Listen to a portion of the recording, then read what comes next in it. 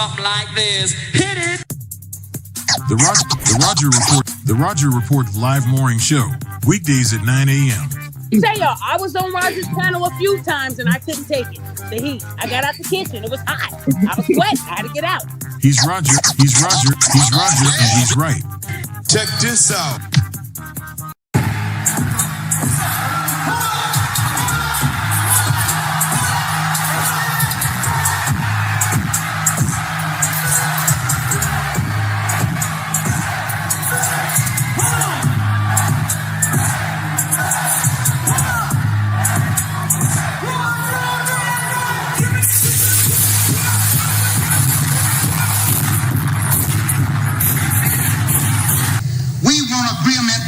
We can live or die. You choose. I have spoken to you a lot of times in hatred and anger, and you have not heard me. Well, you had better hear me today. If you won't listen to me when I make an appeal for the Negroes because you have no concern for the Negroes, listen to me when I make an appeal for America. You claim you love America. Well, we love America. But you are driving us back and you are making a Samson out of us, and we are going to pull down the pillars. And then you think we have no right to ask for something?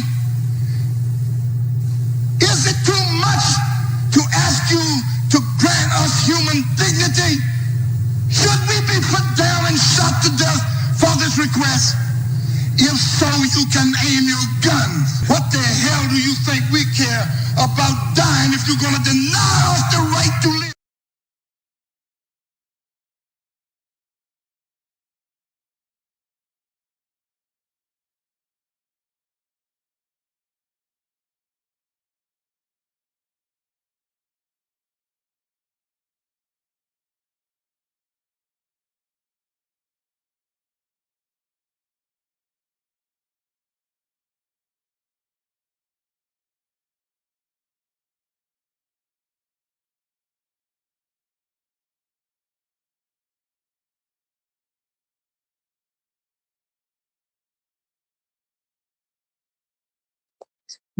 Good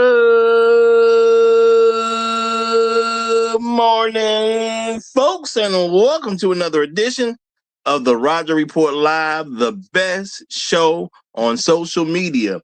If you are new to the channel, go ahead and take this moment out to hit that like button, because this is where you're going to find the best content on social media, and you don't have to worry about it because you're going to have me right here to make sure that happens. And if you already been coming to the channel for a while, then go ahead, hit that like button, because you already know what time it is. And you know that this is where you're going to get the best content on social media.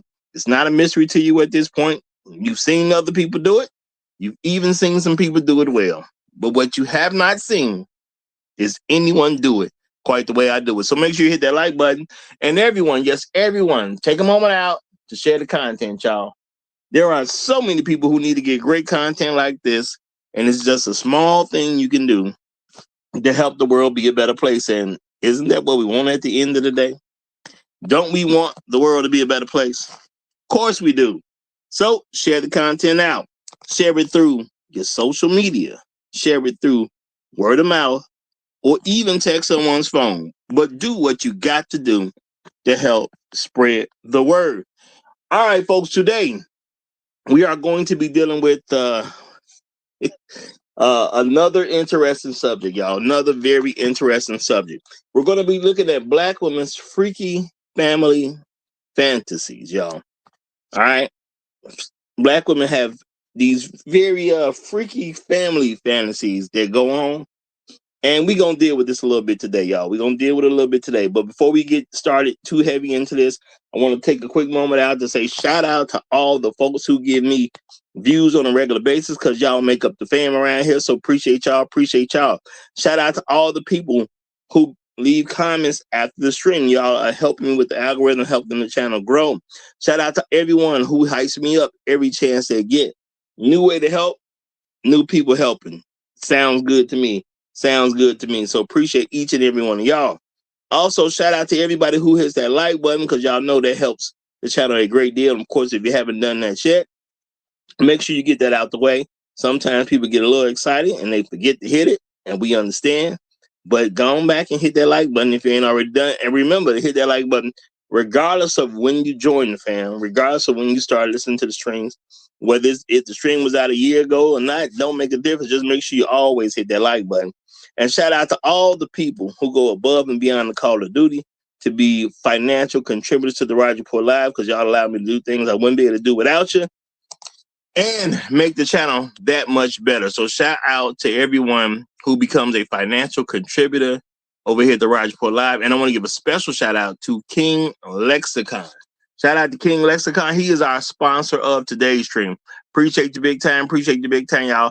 All money on the wood is good over here at the Roger Report Live. And that's just real talk. So shout out to King Lexicon. Appreciate you. Appreciate you. Appreciate you. All right.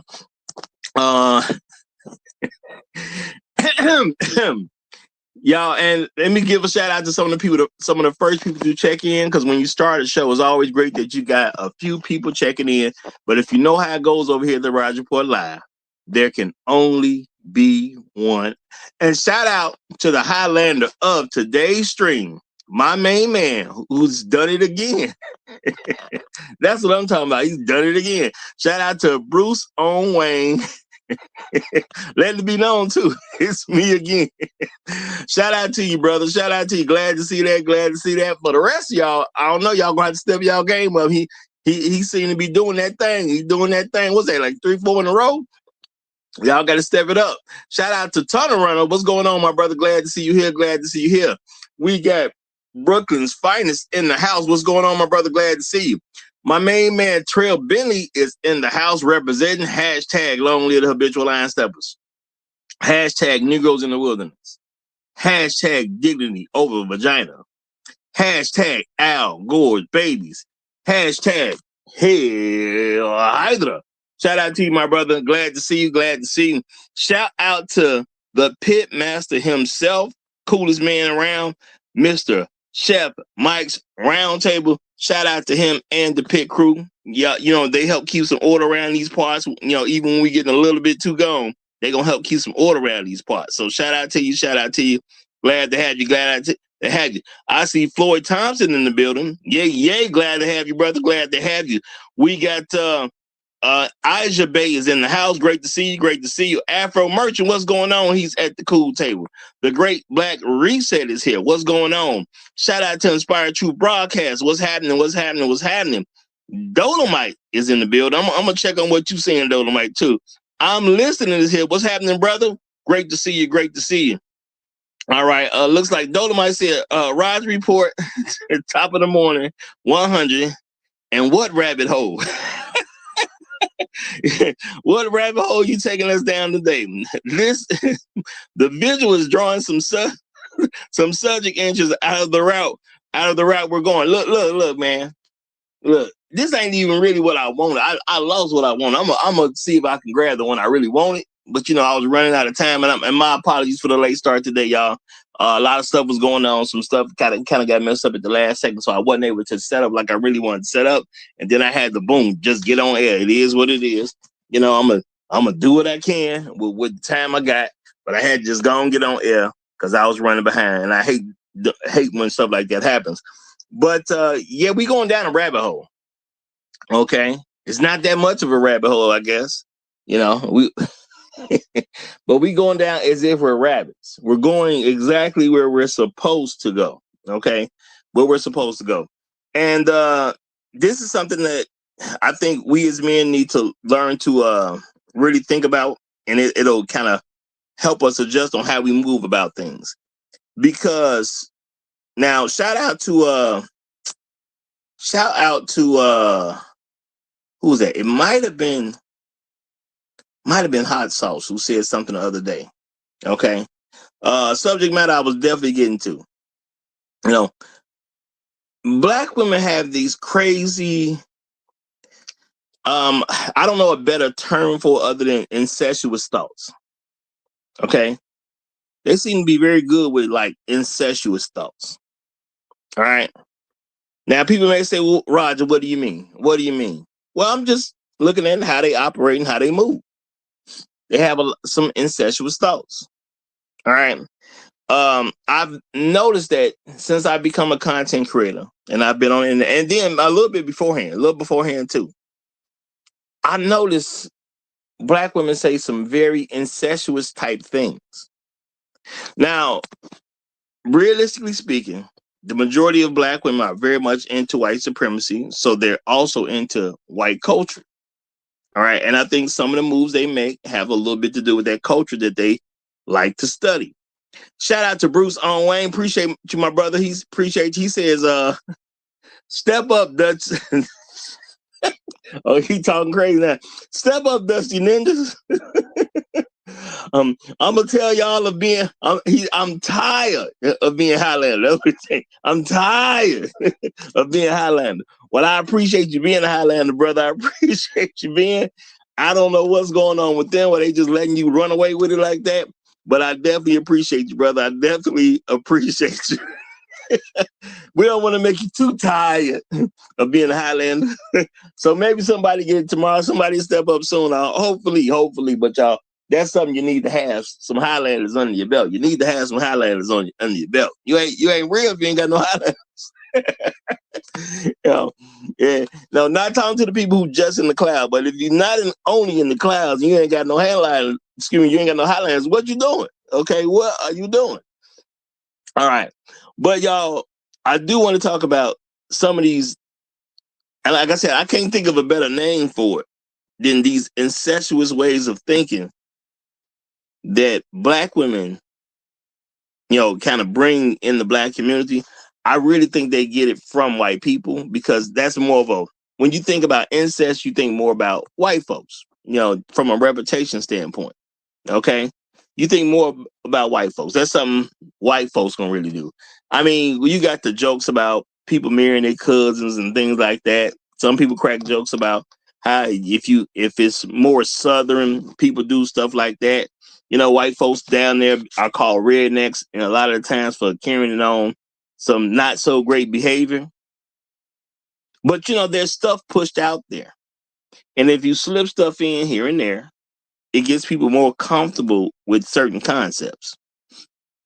Now, one of the most disturbing things that I believe is out there that people may not really see as disturbing, when you talk about relationships amongst Black folks, Black women have this thing where you just saw a whole lot of Black women at some point, because a lot of what they do is just repeat stuff they heard, and I get that, so it's not shocking or surprising to me. But I noticed a whole lot of Black women start saying stuff about your mama Black. It's been said so much that Black men crack a joke about your mama Black because they heard Black women say it so much. And the thing is, when a woman says your mama Black, and it's usually in regards to some man being with some woman that she doesn't approve of, it usually means a non-Black woman. That's why she's saying your mama Black. And she is appealing to the man to say, hey, look, brother, all these different women out here and you with a non-Black woman, that ain't right. You're not supposed to be with a non-Black woman. Now, if you pay attention, you would think that shouldn't be a big deal to a Black woman because they dream about being with white men on a regular basis. Okay? So you would think, what's the big deal about you dealing with somebody who doesn't happen to be a Black woman? But what do they say to us? Your mama Black. Now, notice Black men don't say anything like, yo daddy Black. We don't even come up with those type of concepts. But you got to think about this, y'all. Where do things like that come from? Why would a Black woman say to a Black man who's dealing with some other woman who is not Black, why would she say to him, yo mama Black? Think about that, y'all. What does that actually mean? Your mama black. Now, some people gonna say, well, she's just trying to say, you gotta stick with your race. Okay. You can say you gotta stick with your race without bringing up somebody's mama. All right. Now, you may say, well, her attitude is that the black woman is the god of the community. So saying your mama black should make a man realize that he's doing something wrong. Or it's kind of saying, did you get your mama's approval? Okay. Because you're supposed to see your mama as a god. Did your mama sign off on this relationship? But see, the thing is, we're referring to relationships that people are having sex in those relationships. So I can understand people having an opinion about any particular thing they want to have an opinion about. So even if you truly believe that a black man has to be with a black woman, why say to that black man, yo, mama black? Now, I'm going to tell you like this. It ain't even so much a skin color. It's about pushing an incestuous concept to black men. Okay? Remember, I've told y'all time and time again, your subconscious is going to rule you. We make conscious decisions. We have conscious thoughts. But once something gets into our subconscious, your subconscious is going to find ways to manifest itself, because that's pretty much where your belief system is. Okay? Think about this. So what is a woman saying when she tells you your mama black? Now, I understand this could be uncomfortable. It's not the first time I've said I've done these shows before and had some channels lost. So this ain't even the first time I done said this. Why does a woman think, if I happen to be dealing with a non-black woman, especially a white woman, which black women seem to hate the most when the black man deal with a white woman, why would she say to me, yo mama black? We're talking about a woman that a man is sexually active with. Why would you try to bring my mama into a level of a person that I'm sexually active with? Now, I want y'all to really think about this now. You got people who are sexually active. All right. Now, I don't know about y'all, but I ain't too much interested in my mama's sex life. Okay. So I don't have a whole lot of interest in that. I don't think about my mama's sex life. All right. So if you're talking or referencing a person that I'm having sex with, why would you bring my mama into it? Now, I know a lot of people don't really catch that, but that's like a very incestuous type of thought. Are you saying that when I think about sex, that I should be thinking about my mama? When I'm having sex with a woman, I should be thinking about what my mama said? Why is she telling your mama black? Now, I'm not saying people don't do incest here or there. I know those things happen. Okay. Truth be told, if that's happening, that's really supposed to be like children not understanding stuff, or exploring the world. They don't know who they are and things like that. I get all that. You know what I'm saying? I've heard stories. Somebody liked their cousin and they didn't understand that's your cousin. You ain't supposed to like them. I get all that type of stuff. But I'm not talking about kids figuring themselves out in the world. I'm talking about grown adult people, man. Grown adult people. Why would you say your mama black? Why are you bringing up my mama when we talking about somebody I have sex with? Now, I know a lot of y'all don't necessarily think that has anything sexual going on in there. I'm saying I believe sex is the root of someone bringing up your mama black. Because black women believe as a black son, you're supposed to desire your mother. They believe that. And y'all may say, well, Roger, that can't be true. That don't make no sense. That's making a huge leap. Is it?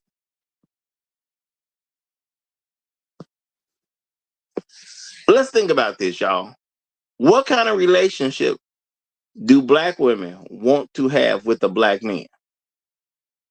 If they involve with a black man, what are they really asking for? They're asking for daddy-daughter relationships. I want to be able to be with the man. I want to have sex with a man. Okay? So you would think stuff is okay. But no. What's the other thing she wants? I want the man to completely take care of me while I have no responsibility to children or households. If a man gonna date me, he need to have X, Y, and Z. Why? So I don't have to do anything. You know, they had this term about the living a soft girl life. I don't want to be responsible for anything. I don't want to cook. I don't want to clean. I don't want to take care of the children. I don't want to work a job and bring money into the household. What I want to do is to be able to get an allowance and go out and spend money and don't worry about anything. And because I'm a woman and you're supposed to be a man, you're supposed to make it where I can do that. And I ain't got to think about nothing. That's the type of thinking black women have. Now, I know a lot of people don't put these things together because we're not necessarily looking for it. But when you start thinking about how black women kind of gravitated toward those stupid concepts, because you can't say the women ain't gravitated toward those stuff. Somebody put it out there. Next thing you know, a bunch of women were repeating those type of concepts. They trying to get the men to repeat the concept, and they gravitate heavily toward those concepts. Why? Because number one, they don't like accountability in the first place. So why not be? If somebody come up with a scenario where you don't have to be responsible for anything, why not take that if you hate accountability? Why not? It's right there. Why not take it? All right.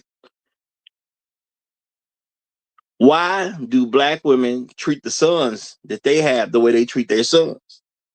Because I know that I'm gonna need this young man to be in it for me for basically his whole life.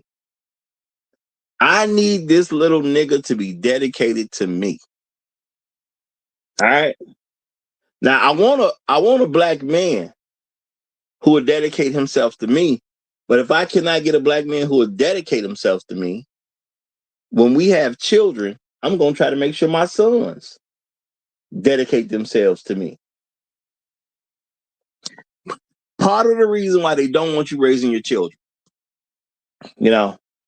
black men got to think about things connected. Okay, you got to learn to see the whole picture. Because I be painting parts of the picture, but eventually you should be able to start putting these parts together.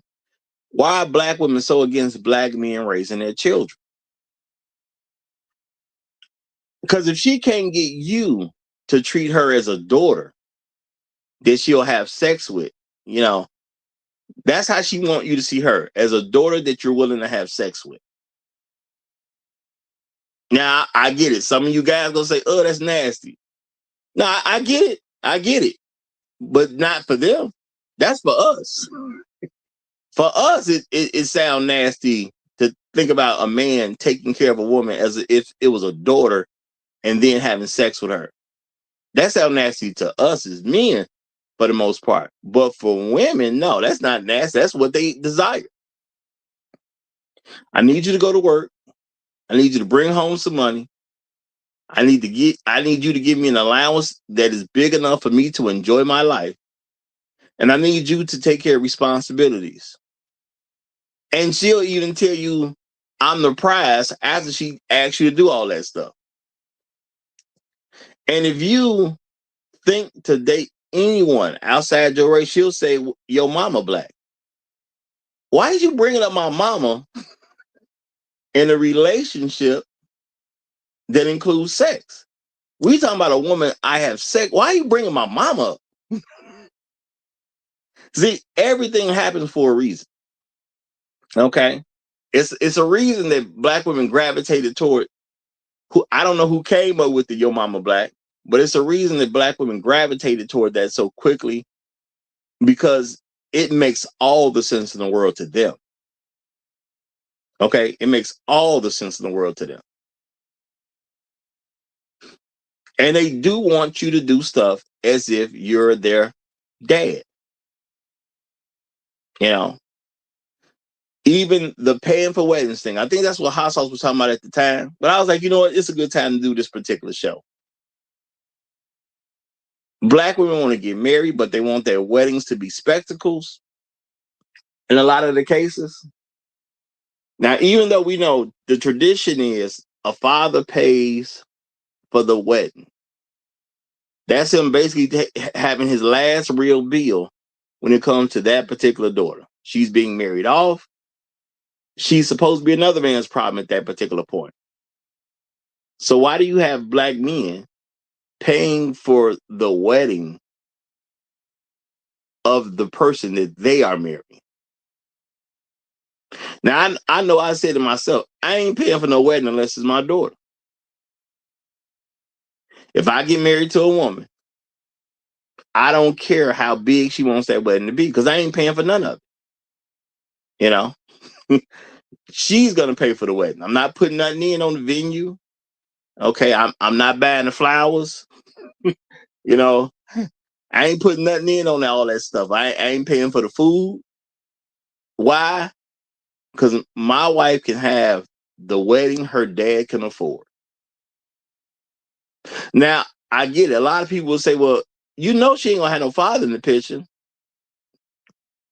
What that got to do with me? Okay? What that got to do with me? Oh, were you being unfair? How am I being unfair? I didn't tell her not to have a father. When have you ever heard me tell some woman she should not have a father? You ain't never heard me say that. All these channels I done had, all the content I done did, you ain't never told me once. You ain't never heard me once tell some woman she shouldn't have a father. Well, what if that's beyond their control? Okay, well, you talk to the person who got control of the situation. If you don't have a dad, you know where your dad came from. It's somebody who had sex with your mama. So why don't you talk to her about where your daddy at? But see, as black men, we're not trained to say stuff and do stuff that makes all the sense in the world. Okay? So black women want to have I'm going to say, a sexual relationship with the dad. The dad figure is you. You come in thinking you're a boyfriend, a fiance, whatever. But she is looking at you as a dad. All right? You my daddy. All right? I'm just going to be a freak with my daddy. We going to have sex. I'm going to be a freak so I can reel you in. And once I really believe I got you there, then I'm going to kind of slow down on the sex part. But I got to make sure you in here first. Because I need you to perform the different things that my daddy would do. Shout out to Afro Merchant. Appreciate the super chat, my brother. Appreciate the super chat. Afro Merchant says, stop talking about our queen goddesses like that, Roger. Yo mama black. Hashtag long live the habitual line steppers. You know what? Hey, brother, somebody got to be willing to tell the truth. Somebody got to be willing to. And I know a lot of folks ain't going to get out here and say what I'm saying right now. It's a lot of folks who ain't going to get out here and say this because they worried about what's going to happen when it's said. But one thing you're not going to be able to say is I'm lying. You're not going to be able to say that. Now, let's think about this too, y'all. Black women give you a good amount of sex, and then they'll marry you, right? They got all these different little things about what goes on after a man has married his wife. And they say to married men, the sex slows down. What happens with sex between a black woman and her husband? Unfortunately, for some of them, I'm going to say for some of them, sex is not seen as an enjoyable experience anymore. Sex is seen as an obligation. Think about this, y'all. It's like an obligation that you don't want to do. It's like you paying a car note. Okay? You want the car, you appreciate having the car, but you don't necessarily want to pay the note. You can keep that $200. You can keep that $300, that $400, that $600, that $800, whatever it is. You appreciate the car, but you don't really want to pay the note. You just pay the note because it comes with the territory for getting that car. All right? Some of y'all may say, well, what if you ain't got a car note? Well, when the car has problems, you pay for those things. That's your car note. You need a new muffler. That's your car note. All right? You need to get your tires changed. That's your car note. You're going to be fixed on little things here and there when you pick up a car from somebody. That's your car note. So black women they'll use sex to get you as a daddy figure. And after you become the daddy figure, now she doesn't want to have sex with you. And if she does have sex with you, it's seen as a chore. It's almost like the same relationship a woman would have with a man if she were kidnapped. Think about it, y'all. If a woman was kidnapped, all right, they got a woman in a position where she just can't make contact with the outside world. She's been kidnapped. Guy pretty much has her locked in a room. This is where she gonna be. When he leaves, he chains up. When he come back, he unchains her at his own discretion for whatever he's trying to do at that particular time. She now has to live in one room. She don't get to go downstairs. She don't get to talk to the neighbors. She not even seeing. If you ain't see her go in the house, you don't even know she was there. And even if you're a neighbor, you don't even recognize that man got somebody living in the house with him. Why? Because you chained up when he leave. Now, maybe he works a regular job, whatever. Maybe he don't. But you chained up. Ain't nobody even seeing you. All right? You're not going to be heard. He's just going to soundproof the room. So you're not going to be heard. Just going to be forgotten about. Now, when does a woman have sex with a man who has successfully kidnapped her and trapped her in a room? When does she have sex with that man? When she believes she has to. That's when she has sex with him. Now, what's going on with black women who've been married for a man for a period of time? When does she have sex with him? When she believes she has to. The guy who kidnapped her, when does he have sex with her? When she believes she has to.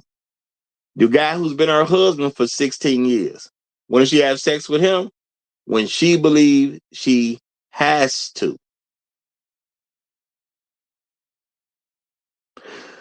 So you're not looking at the man as a husband. You're not looking at him as a guy who gives up so much to make sure you are better taken care of. You treat him the same way you treat a person who kidnapped you. That's terrible. All right. And if her son dates a young lady who doesn't happen to be black, what does she say to him? Your mama black. Why? Because she wants you to think of your girlfriend and your mama on the same level. Why does your mama want you to look at your girlfriend on the same level as her? Does that make any level of real sense? It don't.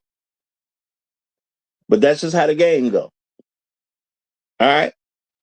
So a lot of black women who are on the internet, talking about how they're unsatisfied with men. Why don't you guys do this? Why ain't you guys doing that? They are upset because you're not in their life being a quote unquote father figure. They don't even think about the concept of a boyfriend or fiance or husband. They want you to be a father figure. Why do women want you to why do they want you to take them to some fancy place for a first date? Because they believe that might have happened had they grew up with their father. You see stuff out there about, a father taking his daughter on a date so she can see what a date is supposed to be like. You see stuff like that. They want to experience stuff like that. Now, how did she experience something like that when she wasn't raised with her father? She got to get you to do it. Okay? You supposed to be my man. You need to treat me the same way my father would have treated me if he was in my life and if I wanted to have a real relationship with him. That's what you need to do. You need to make up for the fact that my father was not around. Now, some of y'all may say, well, hey, man, that should be between her and her mother. Now, I know there probably ain't many of y'all who came to that quickly, but that's a legitimate thing to say. That's between her and her mom. But you don't tell no woman that. Now, I'm talking about the collective of us. Do we tell women, you need to take that up with your mama?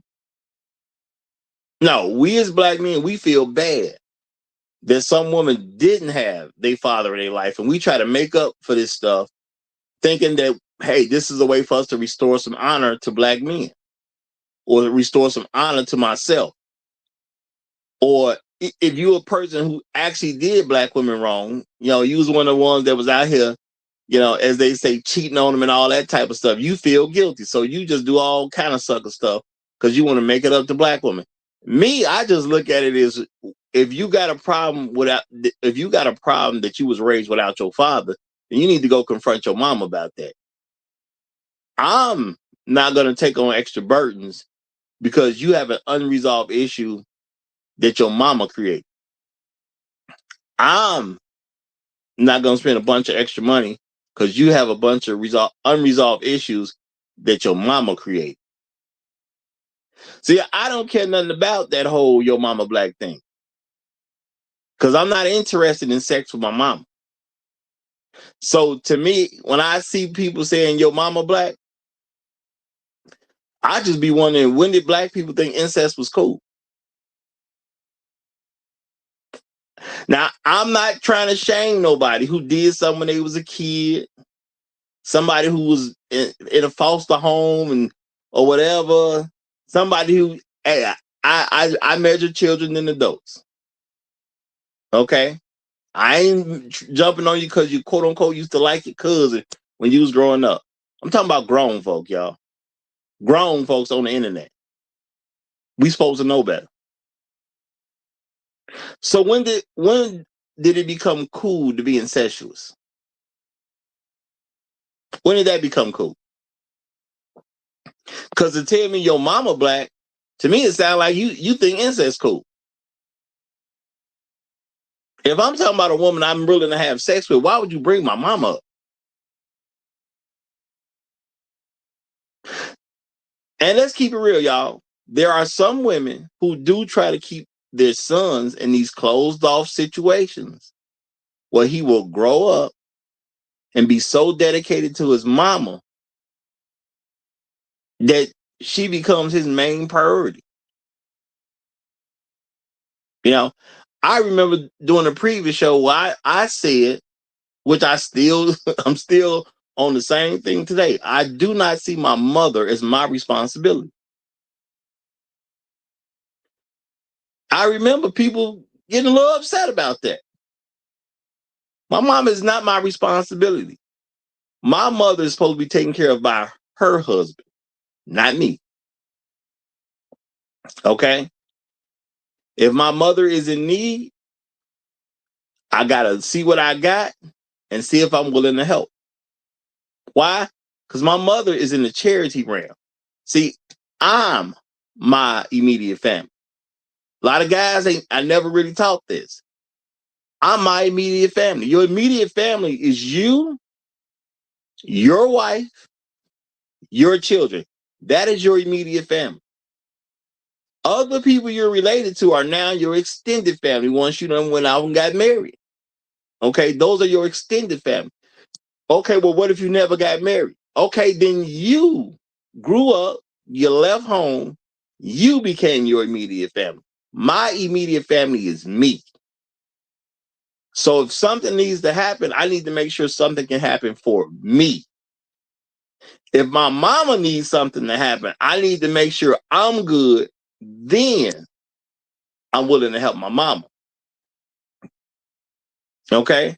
Why? Because I'm my immediate family. Helping my mama is going toward charity. See, they say charity starts at home, right? Okay, cool. I can help my mama if she needs some charity. But a lot of us, we don't even have the concept of helping your mama's charity.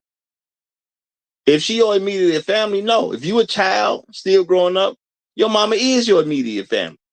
But once you leave the home, your mama's not your immediate family anymore. And some of y'all may say, well, Roger, now come on now. What parent ain't gonna do for their child?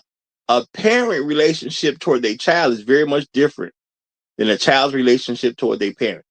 That's supposed to be normal. Okay? My father is never gonna look at me the way I look at him.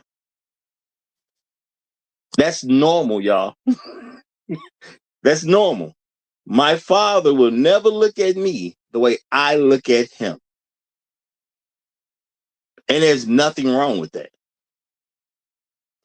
Okay? There's literally nothing wrong with that. We think it is sometimes, but there's literally nothing wrong with it. All right? Now, why do black men believe that we have to do all these extra things for black women? Well, a lot of stuff was taught to us that black men have not been in the proper position, therefore they owe the quote-unquote community. I owe myself. That's who I owe. I owe me. I need to make sure I'm good.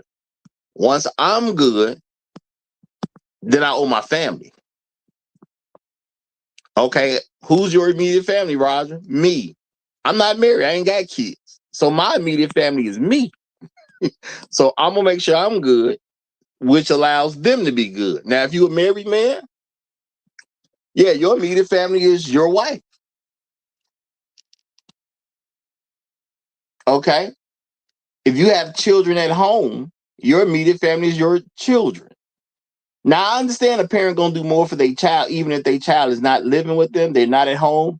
I get it, because you have a different viewpoint of your child. So, yeah, a parent will still help their child on a different level, and they'll do it for years, because it's always going to be their child. You know, you could be 50 years old and need some assistance. If you got parents still around, they're probably willing to help you, because for them, it's different. You a child. You always going to be their child. If you got good parents, that is. You know, if you got good parents, you will always be their child. And they're going to treat you a certain way. Now, again, I said stuff about my mama, and people have, you know, had certain words for me because I don't see my mama as my responsibility. I remember a show that somebody even came up and said to me, man, the other day I heard you say that you ain't gonna take care of your mama. They said something around that point. Like you said, your mama, you don't owe your mama. I don't owe my mama. You could ask my mama, and she'll tell you I don't owe her. Everything I do for my mama is me showing grace to my mama, and my mama know that. You know, my mama does not look at me and believe she is my responsibility. She's not. She's supposed to take care of herself, or she's supposed to have her husband take care of her. This America, baby. Okay. Now I know America has a lot of problems, but I do appreciate the freedom that we get as citizens of this country. And see, when you're a citizen of this country, you can take care of yourself, or you can get your husband to do it. That's available. So why would Roger ever think that his mama is his responsibility? Now, that's not going to happen. Does that mean I would never help my mama? No, I ain't saying I would never help my mama, but I would never see her as my responsibility. It's not going to ever happen. Okay. Well, the only way it could happen, she would have to become my immediate family. If my mother was in a situation where she got older, couldn't take care of herself, and I was a child that ended up taking my mama in, then yeah, I could have a different viewpoint of my mama because now she's immediate family. She's living with me. Now, I don't ever expect that to happen because I got sisters, so I never expect to have to take care of my mama. I ain't saying it wouldn't happen, but it's just not my expectation. Okay? It's just not my expectation. But as long as being a single man, okay, or even if I get married, even if I got kids, if my mama don't live with me, I have no concept of her being my immediate family. It's never gonna work that way. But see, black women try to put these concepts out because they want to be able to access stuff from us no matter how old we get. Why do y'all think black women want their sons to view them as responsibilities? Because if it don't work out with the man, meaning she can't control the man she has sex with, in her mind, it's all right. I got a son, or I got 2 sons. Maybe I even got 3 sons. Okay, it's cool. I don't need you no more. I'm gonna raise these little niggas. I got me 3 little niggas. To me, they always gonna be little niggas. So you can go on about your way. I'm gonna make sure these little niggas take care of me. I ain't studying you no more. I'm gonna make sure these little niggas take care of me. Now, y'all may be saying, well, Raj, why you gotta say it like that? Because that's their viewpoint. When you're trying to socialize a young man to believe he owe his mama, you're viewing them from a little nigga standpoint. You're not looking at you're not looking at them as these are my sons that I'm trying to help them become stand-up men. I'm trying to make them better for society. No, you're doing stuff so they will feel obligated to you. Now, the thing is, you can't have it both ways. If you're going to act like they're obligated to you, then you see him as a little nigga. It's that simple. Okay, you don't get to remove the little nigga part while you're also trying to make them believe that they're supposed to be 100% dedicated to you. You know, to me, it's a shame. It is an absolute shame that when men, brothers, go into the NFL or the NBA for the most part, there's so many brothers saying, like, the first thing I'm going to do is buy my mama a house. Now, I'm not saying it's bad to buy your mama a house, but that ain't supposed to be one of the first things you do. Yeah, you get your parents a house. If you come into that type of money, sure, you get your parents a house. But that ain't what's supposed to be the first thing. Y'all think man, let me win the lottery, y'all. I ain't saying my mama can't have a house, but if you think that's going to be one of the first things I do, you crazy. Okay? You crazy. Now, that does not mean I ain't gonna get my mama a house. If I got the money like that, yeah, my mama can get a house. I already have a plan. I'm gonna put my mama on payroll. That's what my mama gonna do. Okay. If I get the big dollars like that, my mama will be on the payroll because she my mama. And I love my mama. But I don't have a concept of owing my mama. I will be there for my mama, but I don't owe her. My mama was a fairly decent parent to me, so I'm willing to do certain stuff for her, but I don't owe my mama. So anytime somebody said, "Yo, mama black," you sounded crazy to me. And I do think black people need to start picking up on the incestuous thing that is implied with a simple statement of "Yo, mama black." You don't have a discussion with me when I'm talking about people I'm willing to have sex with and bring my mama into it. You nasty. Okay? There's something going on in your mind that you believe when I'm having a discussion about somebody I'm willing to have sex with. There's something wrong with you when you start bringing up family members with a sexual overtone in it. Because to say my mama black and you're referring to some guy with being with a woman he's willing to have sex with. Now, I can understand you saying, why don't you want to be with a black woman? Instead of her, why don't you let a black woman get a chance? I can understand something like that, but you don't say your mama black. Something wrong with you. Now, I don't know who said it first, but when you repeat it and you're serious about it, I got to look at you agree with this now. There's something wrong going on here. There's something wrong going on. Now, shout out to Compassion in Cali. He says, the reality is black men honestly believe it's universally a cultural norm for children to believe their mothers specifically are their responsibility for life when it's not. Look, man, good parents try to make sure that you can live in the world without them. That's the mark of a good parent. A good parent is supposed to be trying to make sure that when they die, you good. That's what a good parent does. They don't teach you that, hey, I'm out here and I'm single, so I need you to make certain sacrifices about how you should progress in your life so you can make sure that I'm always taken care of. That is not what a good parent does. Okay? That's not what a good parent does. Shout out to Afro Merchant. He say they really be thinking they cooking when they say that. Talking about the your mama black. They do. Because they agree with it. You know? Now that tell me she nasty. That's what that tell me. If she out here talking about your mama black, if I have a son with her, she might be trying to have sex with my son one day. You know, if you want to get real about this now, she might be wanting to have sex with my son one day. Because she say your mama black. She thinks it's okay for a mom and son to be on the same sexual level. Yeah, see, I'm peeping game. All right?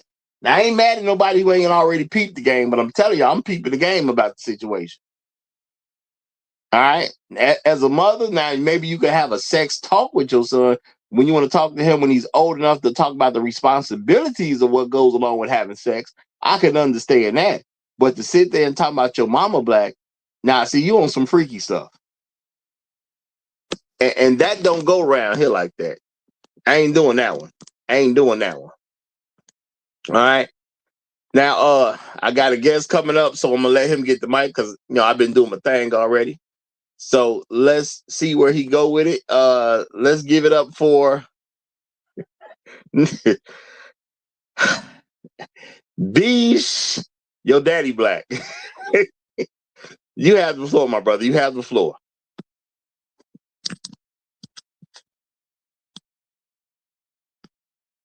Okay, we look like we might be having a technical problem, but he's coming up with another one.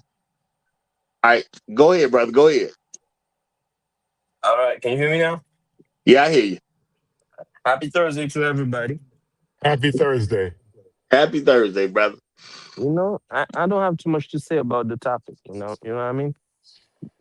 All I'm gonna say is, if for some reason I have pink toes dipped in watermelon in my mouth during Black History Month with the snow bunny yelling "Happy Black History Month" while I'm doing her, and Keisha feels some type of way. She reminds me that my mama black. I'm gonna tell Keisha, that's your fault. Where your toes was at when I needed you. If I have them big toes in my mouth, that's your fault. I gave you first dip. You was around. You called me lame. You say I ain't shit. You said you claim that I'm too much of a nerd. I read books. I'm not sexy enough for you. So Pink Toes chose me, and she's putting watermelon in my mouth with a side of with chicken. Who's gonna say no to that? Are you stupid? Thank you. Okay. Appreciate the commentary. Appreciate the commentary. And yeah, you should be. Yeah, a black woman should have been giving you chicken long before a snow bunny showed up to do it. But Tunnel Runner, you got the flow. It sounds like to me that it's a lack of training. Someone is This a whole big lack of training. Because first of all, these women, they need to keep their husbands and stay with their husbands or the father of their children, so that the daughter can see that a woman is supposed to serve their father, they serve their father, and their daughter's supposed to be serving her father, picking up after be her father, so that she can know what to do when she meets a man, a real man. So the problem is all messed up because it's a lack of training. These women are supposed to be trained to service a man, to get a man, and that comes from the mother staying with the father of her child. And that's why we have such a bad situation, because they are untrained and don't know what they're doing. All right. What now? This is my thing. Children are gonna grow up in the world. They're gonna be exposed to stuff. Whatever you expose them to, when they become adults, that's gonna be seen as normal to them. I am not saying that you can't get people to change or alter belief systems later. People will decide to change beliefs later on when it suits them. But if you put a kid in a situation and this is what they're used to, they're gonna grow up thinking a certain kind of way. Just is what it is. Yeah, you Why would we? normalize dysfunction. Yeah. Now, my thing is, legitimately, can we say that when you're talking to a guy about a woman that he's presumably having sex with, that you're supposed to basically tell him he needs to move in a different direction by bringing up his mama as if his mama is the person he's supposed to have sex with? We're talking about a woman he's having sex with. What is the point of saying your mama black unless you're saying that that black man owe his mama some dick? I mean, are we good? Are we good with that? Is that what we doing out here? Are we saying you owe your mama some dick? Because what is your mama black supposed to mean? Yeah, your mama is black, therefore you shouldn't have sex with that non-black woman. Yeah, I mean, so he's supposed to be having sex with his mama?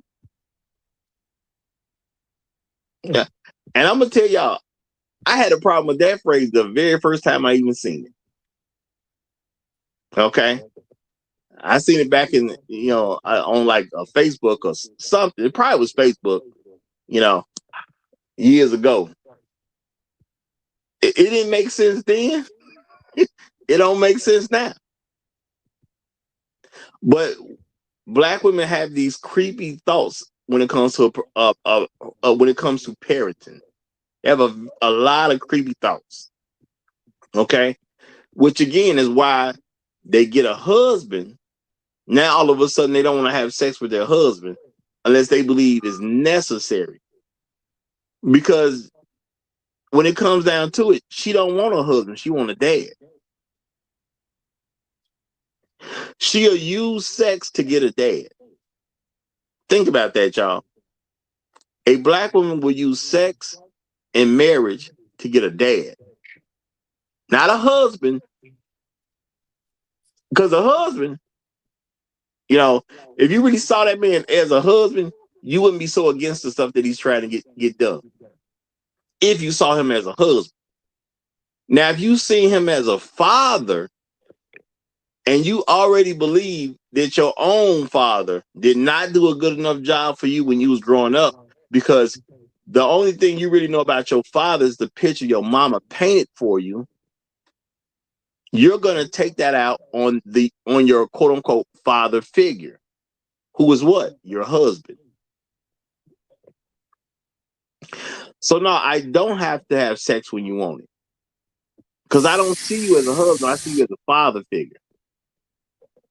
I don't need to cook for you because I don't see you as a husband. I see you as a father figure. Because let's be realistic about this, y'all. If you don't have a good relationship with your father, you think your father's supposed to be punished. You think your father's supposed to suffer. So anybody she's seeing as a father figure, she's got to take that out on him. So no, ain't gonna be no cooking and cleaning for you because my daddy wasn't there. All right? Ain't no cooking and cleaning for you. My daddy wasn't there. All right? No, you've never given me enough money. I needed money when I was 12 and you didn't give it to me. So you always gonna owe me.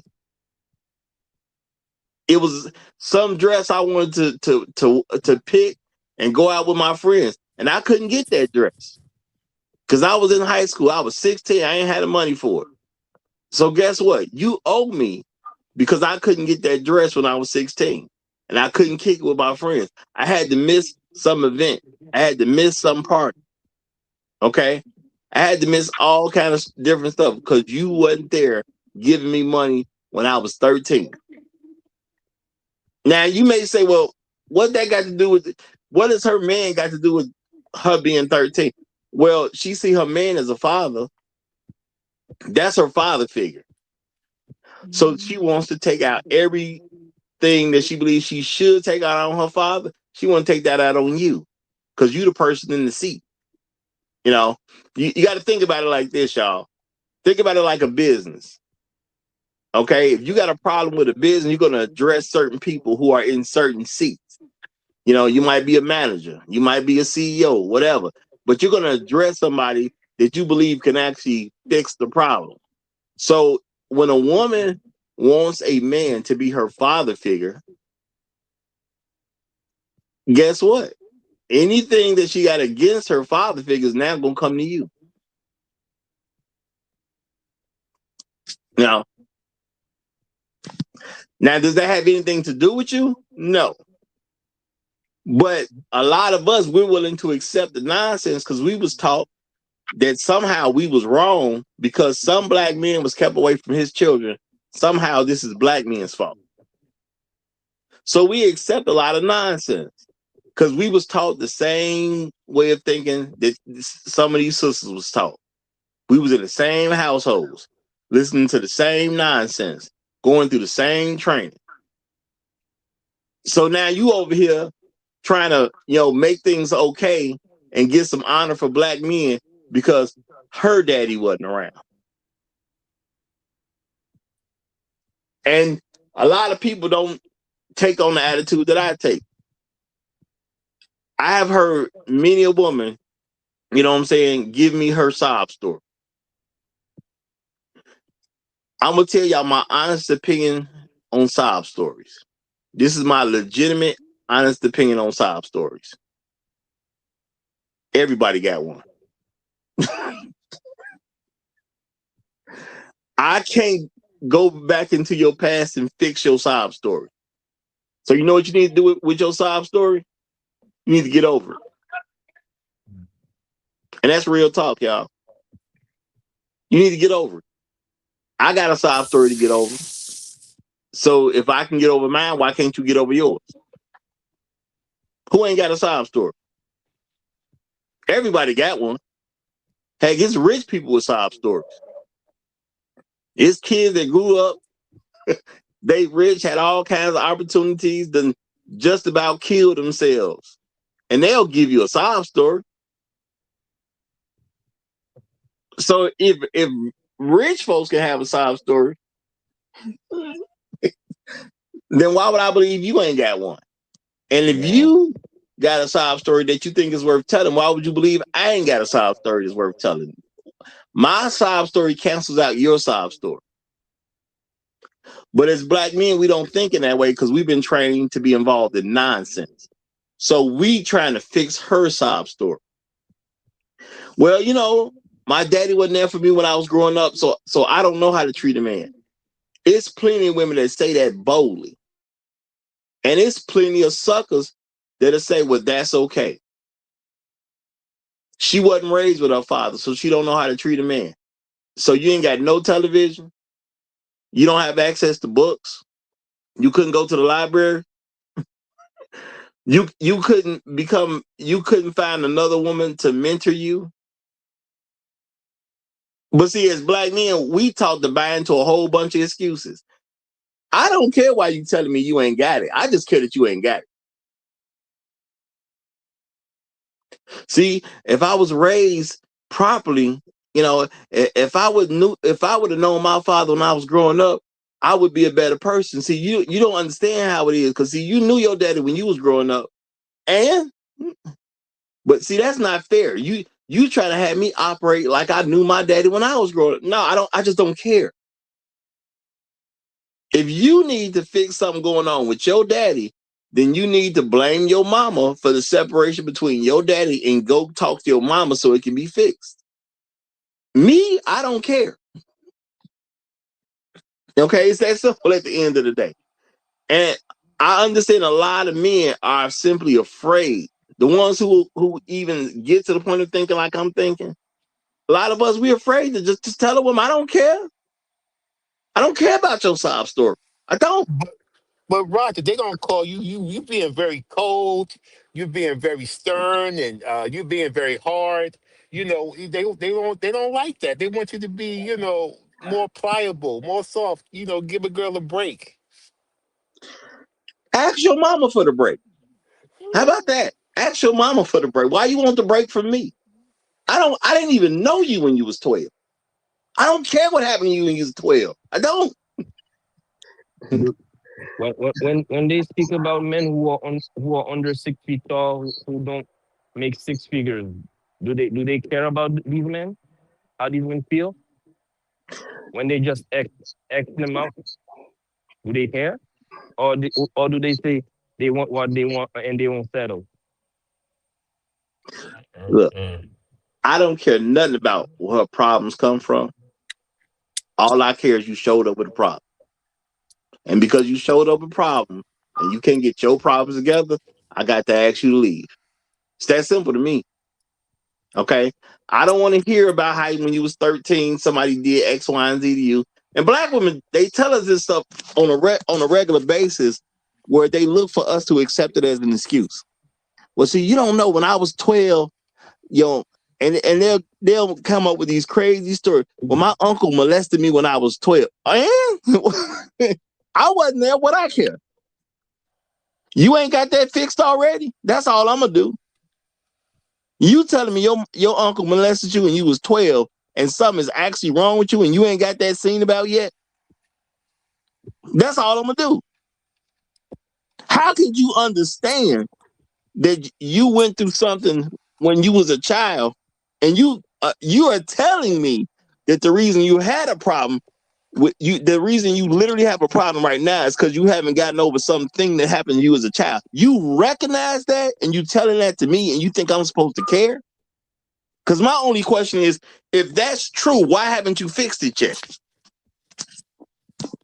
How you gonna sit there and tell me you got a problem, and then tell me where the problem derives from, having fixed it yet, and you think I'm supposed to care about it? What kind of sense does that make? It don't. But see, black women like to view us in all kinds of incestuous situations. So I guess maybe she want me to think that I'm her son when she telling me something like this. Or maybe she want me to think that I'm her father when she telling me something like this. Because, if you tell your daddy gonna help you. Let's be real about that. If you got a problem and you tell your daddy you got a problem, your daddy's gonna help. And I ain't saying there's anything wrong with that. Shout out to all the fathers who help their children when they children come to them with their problem. Daddy gonna help you with it.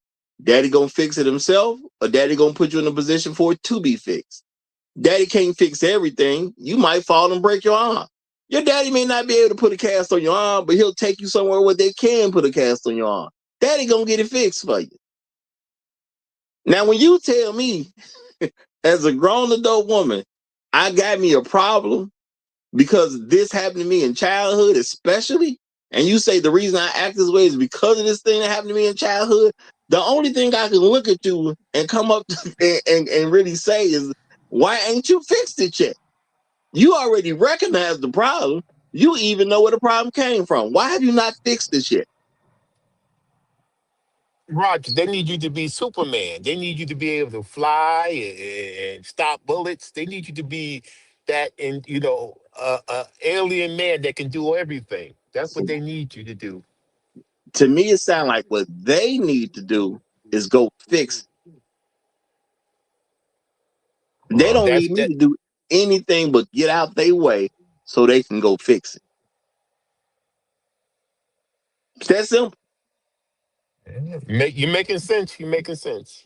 Now, see, we as men, again, we've been taught to play into this incestual relationship with women that they'll present us a problem and we want to act in a position that ain't our position. I'm not your daddy. Why are you telling me? I mean, this is a real thing, y'all. I'm not your father. Why are you telling me? Yeah, if you told your daddy would do something to fix it. I totally get that. You And don't since want I it to ain't be your fixed. daddy, why are you telling me? You don't want it to be fixed. She wants to keep the problem alive so that she can weaponize it against you. Weaponize her victimhood. I don't care nothing about your victimhood. You ain't my victim, so I don't care. And I do think a lot of black men need to start coming out of this because this is all a bunch of freaky family stuff. It's all these incestuous thoughts going on, blending in with stuff they ain't supposed to even be touching. And a lot of people don't recognize, this is how you get and grow a very dysfunctional community. You get people to buy into dysfunctional nonsense. You tell me you got a problem, I'm going to say go fix your problem. I'm not going to say I'm finna help you go fix it. No, I'm going to tell you to go fix your problem. You call me once the problem's fixed. That's how you do with me, because I'm not your daddy. I ain't asking you to be your daddy. I have no interest in being your daddy. So why are you talking to me about some problem you had? Go fix it. No. But see, we as black men, we're taught that we're supposed to fix our problems. Even something as simple as, hey, we about to get married. Now, I didn't sit here and heard men talk about how much money they done spent on weddings. I heard the brother say, man, yeah, man, I got married. Cost me like $6,000. Somebody said $5,000. Another guy, it cost me $17,000. And I just be sitting there. I mean, this they wife, so I ain't tripping. I ain't have to do it. I ain't have to do it. But my thing is like, man, that's a whole lot of money for something you supposed to pay zero for. And I know there's a guy who actually said I paid $5,000 for us to get married. And I know it's a woman who will hear me say something like that, and they be like, that nigga being cheap. he's supposed to pay zero. And they'll say he being cheap because he paid $5,000 above what he's supposed to pay. That's what a lot of us get. You pay $5,000 above what you're supposed to pay, and they'll call you cheap. Now, I'm just gonna keep it real. I don't want to be with a woman who think like that. I'm paying $5,000 more than what I should have paid, and you think that's cheap? Now, I don't want to be with no woman like that. Okay, I have no interest in being a woman like that. All right, you know. I see you in the chat, Inspired You Broadcast. I think what you meant to say is, then they get divorced and you end up paying like $14K. And you know what? That's a very real thing. You might pay $5,000 going in. You may pay $14,000 coming out. You know, I ain't doing none of that, man. I ain't trying to sign up for none of that. But when we have this idea that we're supposed to accept these incestuous thought processes and these incestuous relationships, I mean, shout out to Dr. T. Johnson for really working with that term, the son husband. Where y'all think that come from? Okay, what do y'all think that come from? Why does some woman want her son to view her as a wife? Because and let's keep it real, we know people who ain't nothing cool unless they mama cool. We know people like that. Ain't nothing cool unless they mama cool. All right? Now, it's never been me. It's never been me. I tell my mama to her face, if you got a problem, your husband's supposed to solve that. All she gonna say is, I've been divorced. You know I've been divorced. Hey, that's on you. Ain't got nothing to do with me. Okay? They ain't got nothing to do with me. I didn't tell you who to marry. I wasn't even at your wedding. Okay? I wasn't even there. I wasn't even born. Okay? That's a you problem. Even though that's my mama, that's still a you problem. When you start talking about, well, I ain't married. Hey, that ain't got nothing to do with me. I know I ain't gonna marry you. That's what I do know. That's all I can really tell you. I know I ain't gonna never marry you. That's about the only guarantee I can give you about that. I ain't gonna never do it. Okay? So if you got a problem, you talk to your husband about your problem. Now, again, y'all, does that mean I ain't gonna never do nothing for them? No, my mama could call me and ask for help if I feel like helping. Okay? See, now it's a feel thing. If I feel like helping and I believe I got it to whatever help she need, if I believe I can give her that help without it costing me too much, okay, cool. Why? Because it's charity. I don't owe it to her. It's charity. So I got to make sure I'm good first. It may not be a financial thing. She may just want me to come over and do something for her. Well, what do I got planned for that day? All right. What do I need to do on that particular day? If I can give it up, it's not a big deal. Well, all right, whatever. But if I got to put too much thought into it, it ain't finna happen.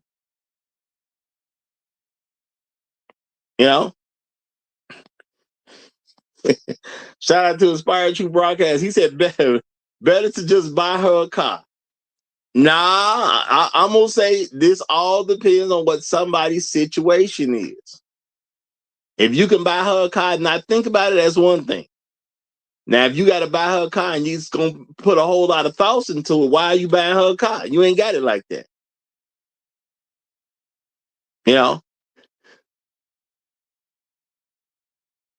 Let's say my mama needed a car. All right? Let's say my mama needed a car, right? And she come to me like, hey, Roger, can you get me a car? Well, I can put something on a car for you. I can put something on it. I say that. I scratch my head. I can put something on it. But buy you a car. You want some Hot Wheels? What you talking about? You want some Hot Wheels? Because technically, I can buy you a car. You know what I'm saying? We get some hot. I don't know the price of Hot Wheels right now, but I'm pretty sure if I get $20, I can come up with a few different. I can give you a few choices of cars. You can give me. Let me run into some store real quick. I can give you some options. I got $20. I'll give you some options on what kind of cars that I can buy you. Because I'm pretty sure if I take $20, I can probably get more than one Hot Wheels. I don't know, but I'm assuming I can. Okay. Now you talk about buying a car to drive? Oh, come on now. I put something on it. That's what I tell you, man. I put something on it. But yeah, I ain't finna buy you no car. It is what it is.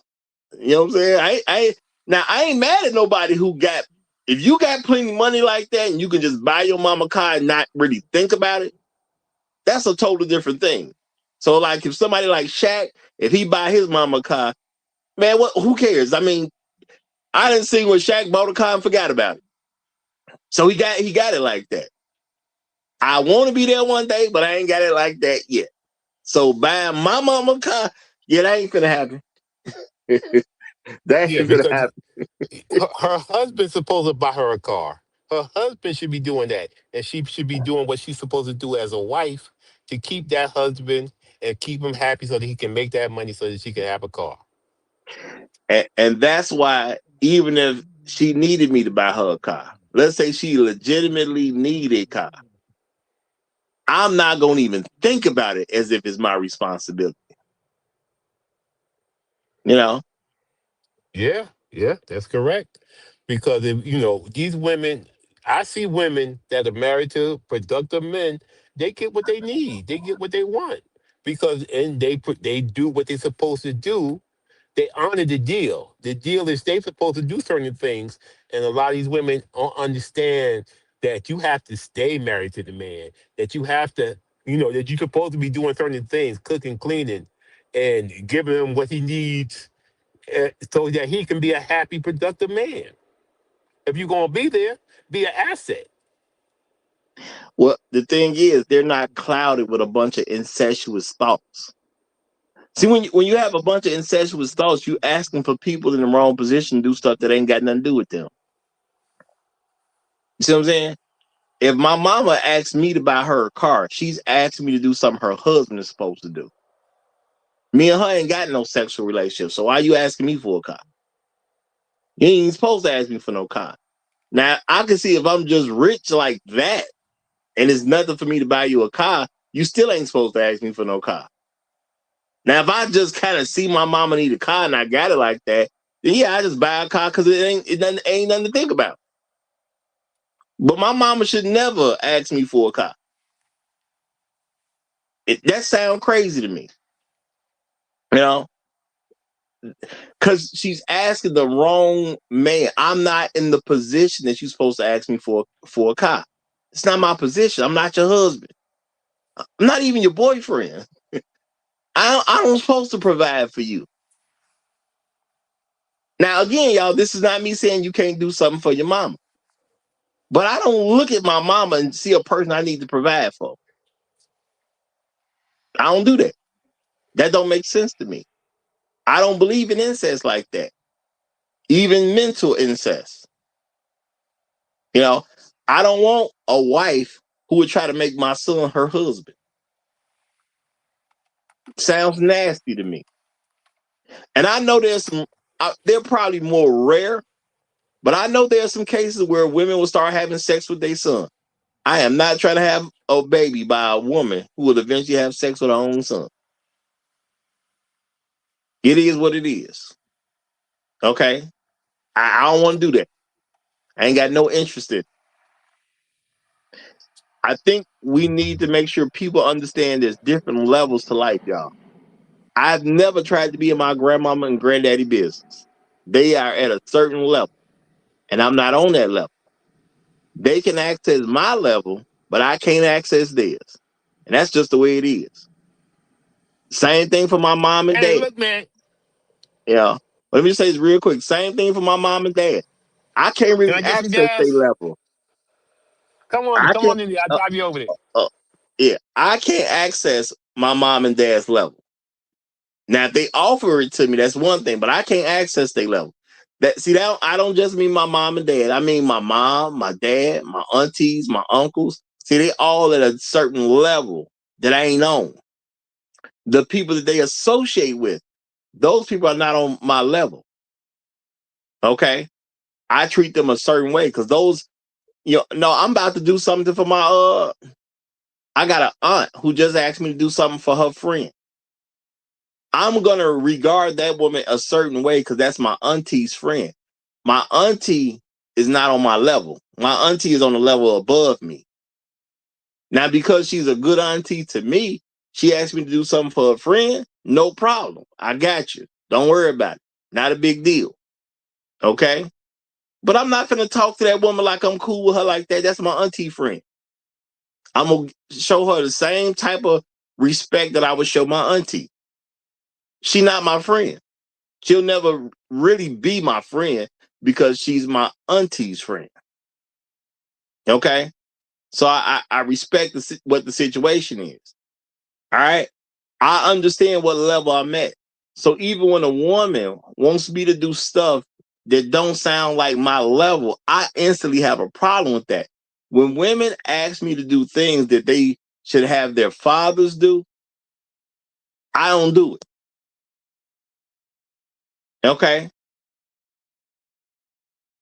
I peep game about stuff. You know?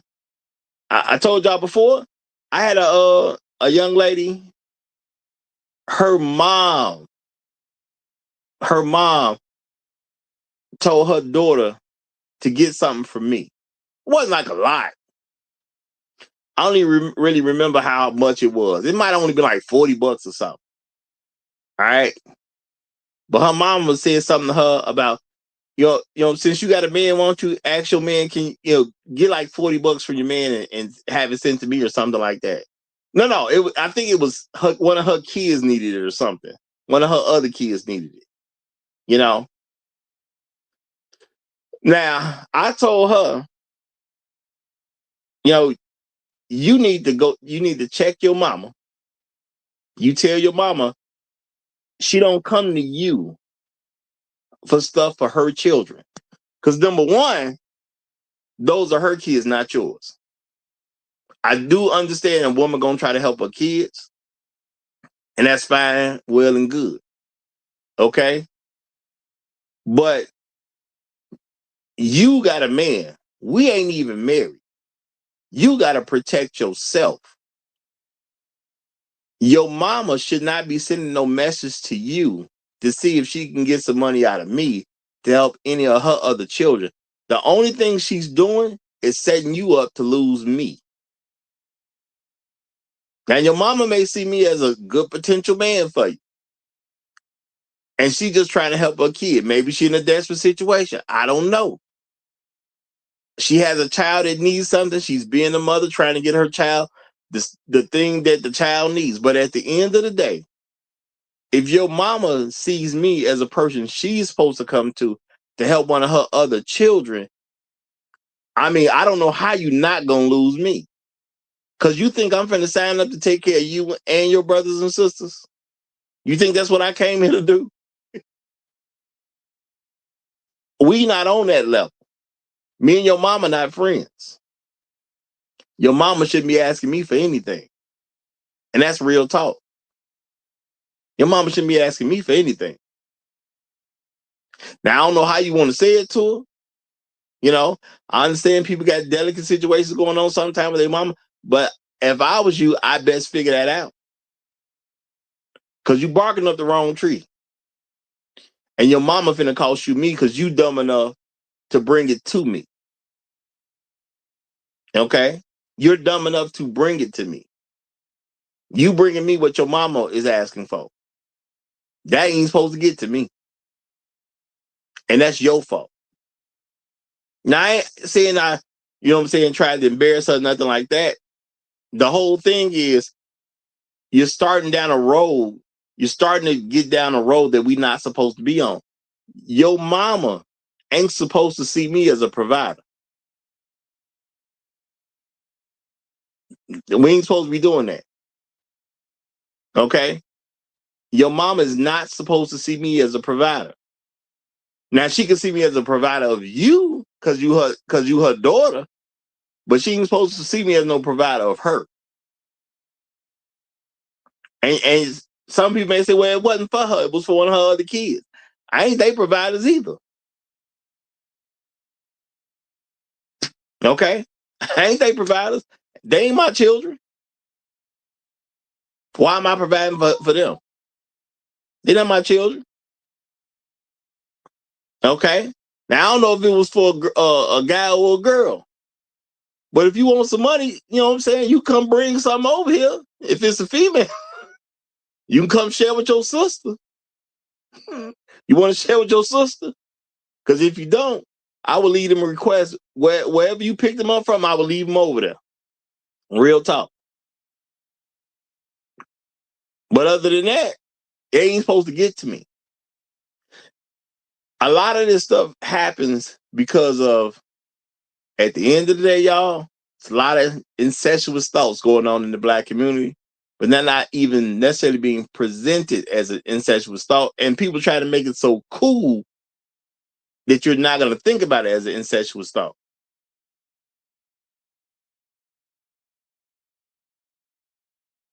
Shout out to Mr. GQ Smooth. He says, I do strongly agree with things you're mentioning because the thought about it, because I thought about it all the time myself. Roger is right. All right. Closest thing to incest. Hey, appreciate you, brother. Appreciate you, y'all. And ain't none of these jokes, y'all. Ain't none of this joke. This is all real stuff. When you start looking at stuff out of order and you start having relationship dynamics set up in an incestuous way, things get real out of pocket. You know, now y'all may not think it's a big deal for me to say, don't have your mama ask me for money. Why? Your mama's supposed to she supposed to have her own man. Where your mama husband at? Okay? That's what she's supposed to be doing. She's supposed to have a husband herself. And if one of her kids needs some money between her and her husband, that's supposed to be figured out. You're not supposed to be going down. Okay? As a parent, you're not supposed to be asking your kids to take care of you. And you're not supposed to be asking your kids to take care of other kids. What you're supposed to do is teach kids ready to take care of themselves. Your job as a parent is to make sure your kids don't need you. Because you should die before them. Now, it don't happen that way all the time, but in most cases, the parent is going to die before the children die. So we're supposed to teach certain boundaries. You know, you're supposed to have a realistic viewpoint about life. So as a guy who's interested in a woman, I'm not signing up to be your dad. I have no interest in me and your dad. Well, I want to be your dad for? Okay? You the woman I'm supposed to be able to have sex with, a woman I might have children with, a woman I might marry, a woman that I plan to build some kind of future with for a lifetime. I'm not going to do that with my daughter. It's not going to happen. The way I treat my woman, the way I treat my daughter is different. It's that simple at the end of the day. Now, a daughter can get a decent idea of how a man's supposed to treat her by observing what her father is doing with her mother. But at the end of the day, a lot of people don't have that because mothers decided they didn't want their children to have access to that. And I think a lot of men, we still haven't gotten over that. And we're not even really battling it for real. That's why people would talk to us about fatherless homes. And we'll sit there like the term is even okay to say. No, what I'm not going to allow anybody to do is talk to me about fatherless homes. Because fathers that I know have a home. I literally don't know one father that doesn't have a home. And I'm talking about any man who has a child who is at the age of a minor. Now, what he do when his kids is grown, who cares? But if they have a minor child. I don't know any dude who don't have a home, and he got a minor child. None. And I've seen young men deal with the fact that they got somebody pregnant, and they went and got a home. Yes, I've seen even guys who were young, just hitting 18 years old or whatnot, they went and got a home because they got somebody pregnant. I even meet guys don't necessarily know their whole story. I'm talking to some particular person, blah, blah, blah. You know, he got a little fast food job. You know what I'm saying? Yeah, what, you know, why you sorry? Oh, man, I got somebody pregnant. He's still in high school. You see what I'm saying? I done met brothers still in high school, got somebody pregnant, went out and got a job. Now, y'all may say, well, that ain't a lot. You know, it's minimum wage. He's doing what he's supposed to do. He's a 16-year-old, 17-year-old, whatever, because he wasn't 18, but he's already taking responsibility because he understands his child gonna need some stuff. So let me go do the thing I can do to provide what I can. I can't be mad at that. But the thing is, a lot of things that go on in the Black community has this incestuous stuff going on behind it. So we accept stuff that look like total nonsense to me. Okay, I'm just tell you straight up. It just seemed like total nonsense to me. You know, I got into the NFL. You know, what was the driving force to get you into the league? Man, I know my mama needed to be taken care of. Now I ain't mad at you for getting in the league, but that's not supposed to be the reason. Okay, that is not supposed to be the reason. You know, what got you out here in the street selling drugs and all this type of stuff? Well, you know, my mama was suffering. Nigga, what? Now I know that's more of a common thing. You know, somebody talking about how they got into the rap gang. Yeah, we was out here, we was selling what? You know, my mama didn't have this, my mama didn't have that, and I wanted to make sure my mama was gonna be okay. Nigga, what? You taking penitentiary chances for your mama who didn't even want you to be raised by your father? Yeah, that ain't gonna never make sense to me. I'm just keeping it real, y'all. That I can see you saying because I was broke. I was broke. You know what I'm saying? My mama had me. My mama broke. So my broke mama couldn't do nothing for me. And I just didn't want to be broke. So I went out and did what I could to get it. I understand that far more than a person saying, well, I saw my mama struggling. Nigga, what? You taking penitentiary chances for a woman that wouldn't even let you have a father. That sounds crazy to me. Always have, always will. I'm going to read this super chat, then I'm going to give it to you, Black Hoover, since you done came up. Shout out to Inspired True Broadcast. He said, don't forget how cringe he's old enough to be your father statement is. There's a lot of weirdo statements that are popular. Hey, all I'm going to say is this stuff is coming from somewhere, and at some point in time, we got to do some examination of where this stuff is coming from. Because it sounds crazy. Okay, it sounds crazy. But Blackaroo, you have the floor, my brother. Yeah, Roger, thanks for having me. I hope you and brother on the panel, the folks in the public chat are doing well. I have a kind of a freaky family story that I think relates to the subject. I'll say it kind of pertains to the broader issue of what happens when you have the breakdown of, you don't have the clear generational separations, because you kind of alluded to it yourself, where you say your aunt and your grandparents are at these levels above you, right? And so you respect and regard them being at that level, and that they are accessible to certain levels of your life, but you're not necessarily accessible to certain levels of their life, right? Well, in the story, I'm going to tell you a story about the breakdown of that and how it can occur in a somewhat terrible way, or humorously terrible way.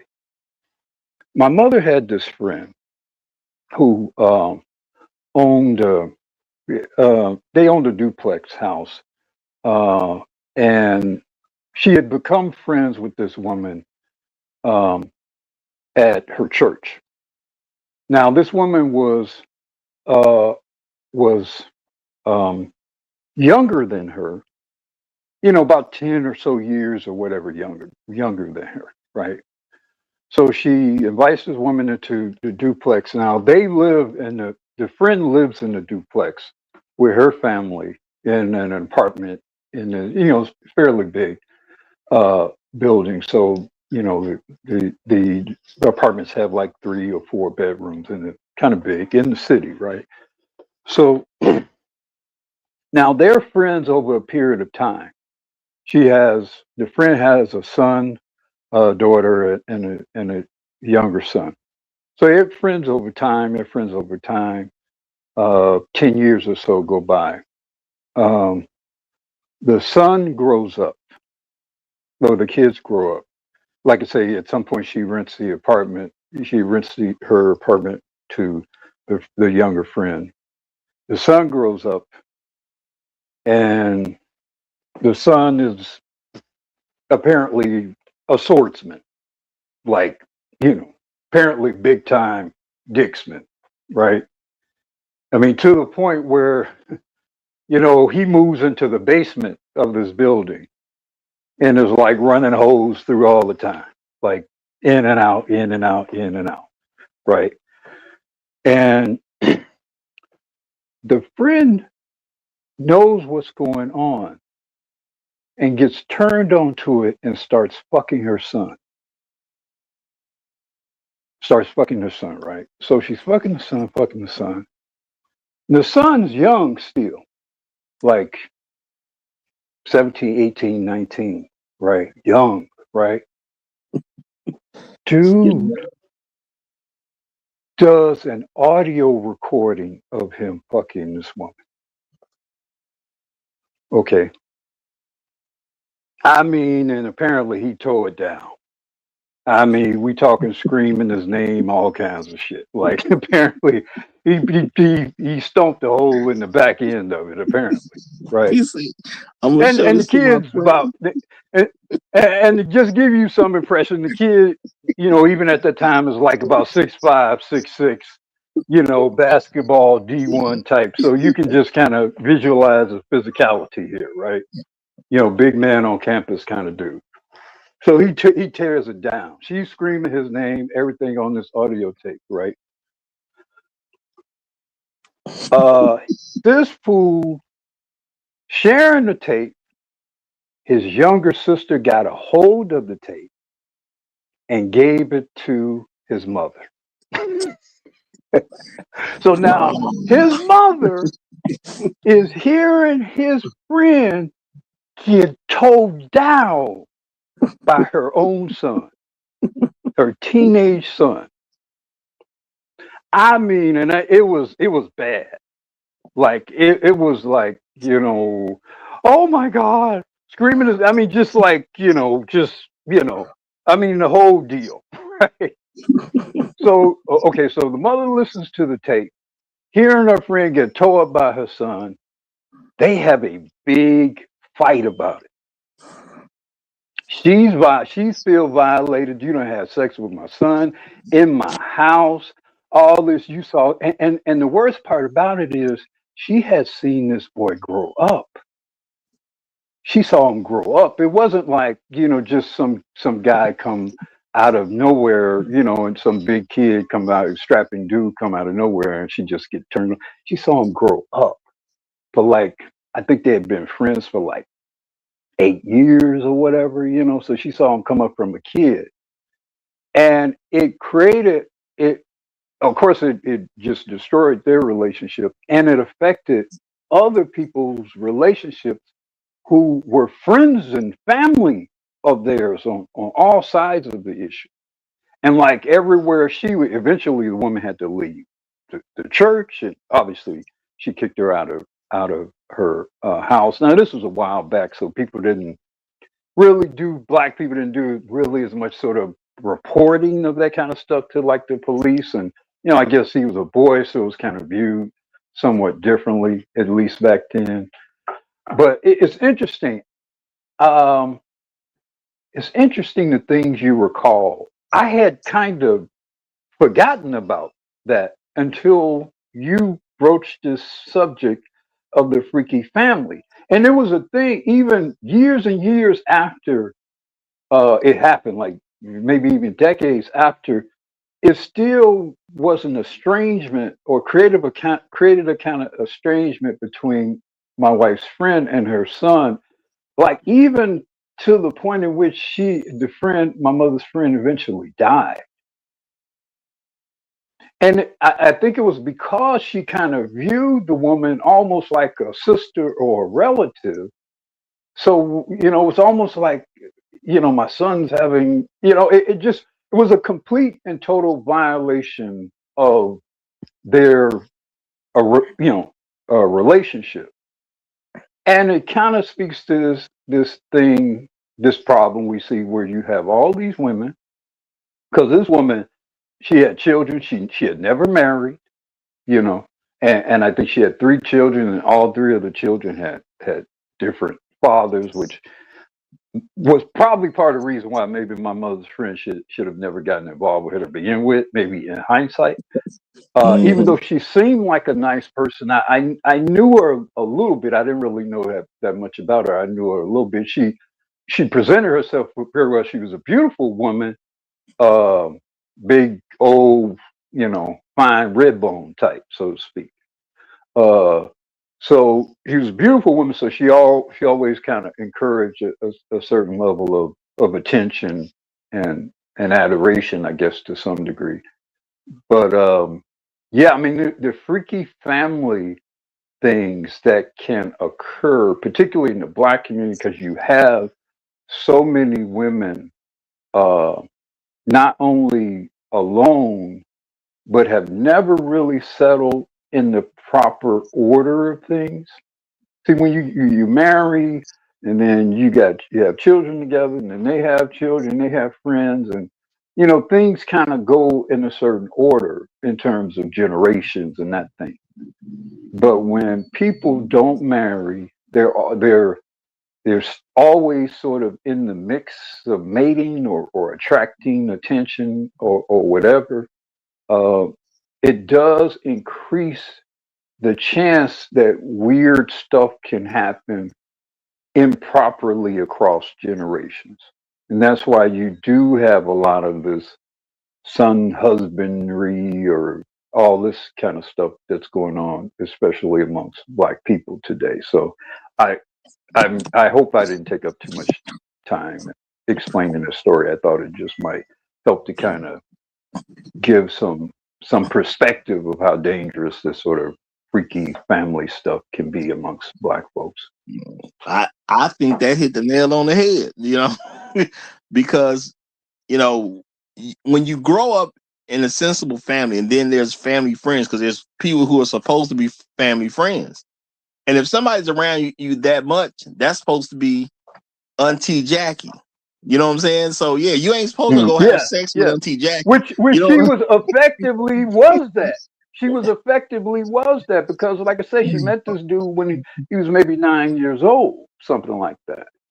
So yeah, but yeah, Yeah, you ain't Auntie supposed to be Jackie. Yeah. look at Auntie Jackie and be like, I'm gonna blow her back out. But if there's no boundaries established, then yeah, that type of stuff is Hmm. gonna happen at the end of the day. So I do think that's just a huge case of people not having proper Yeah. boundaries set. You know, And the thing is, I emphasize the point.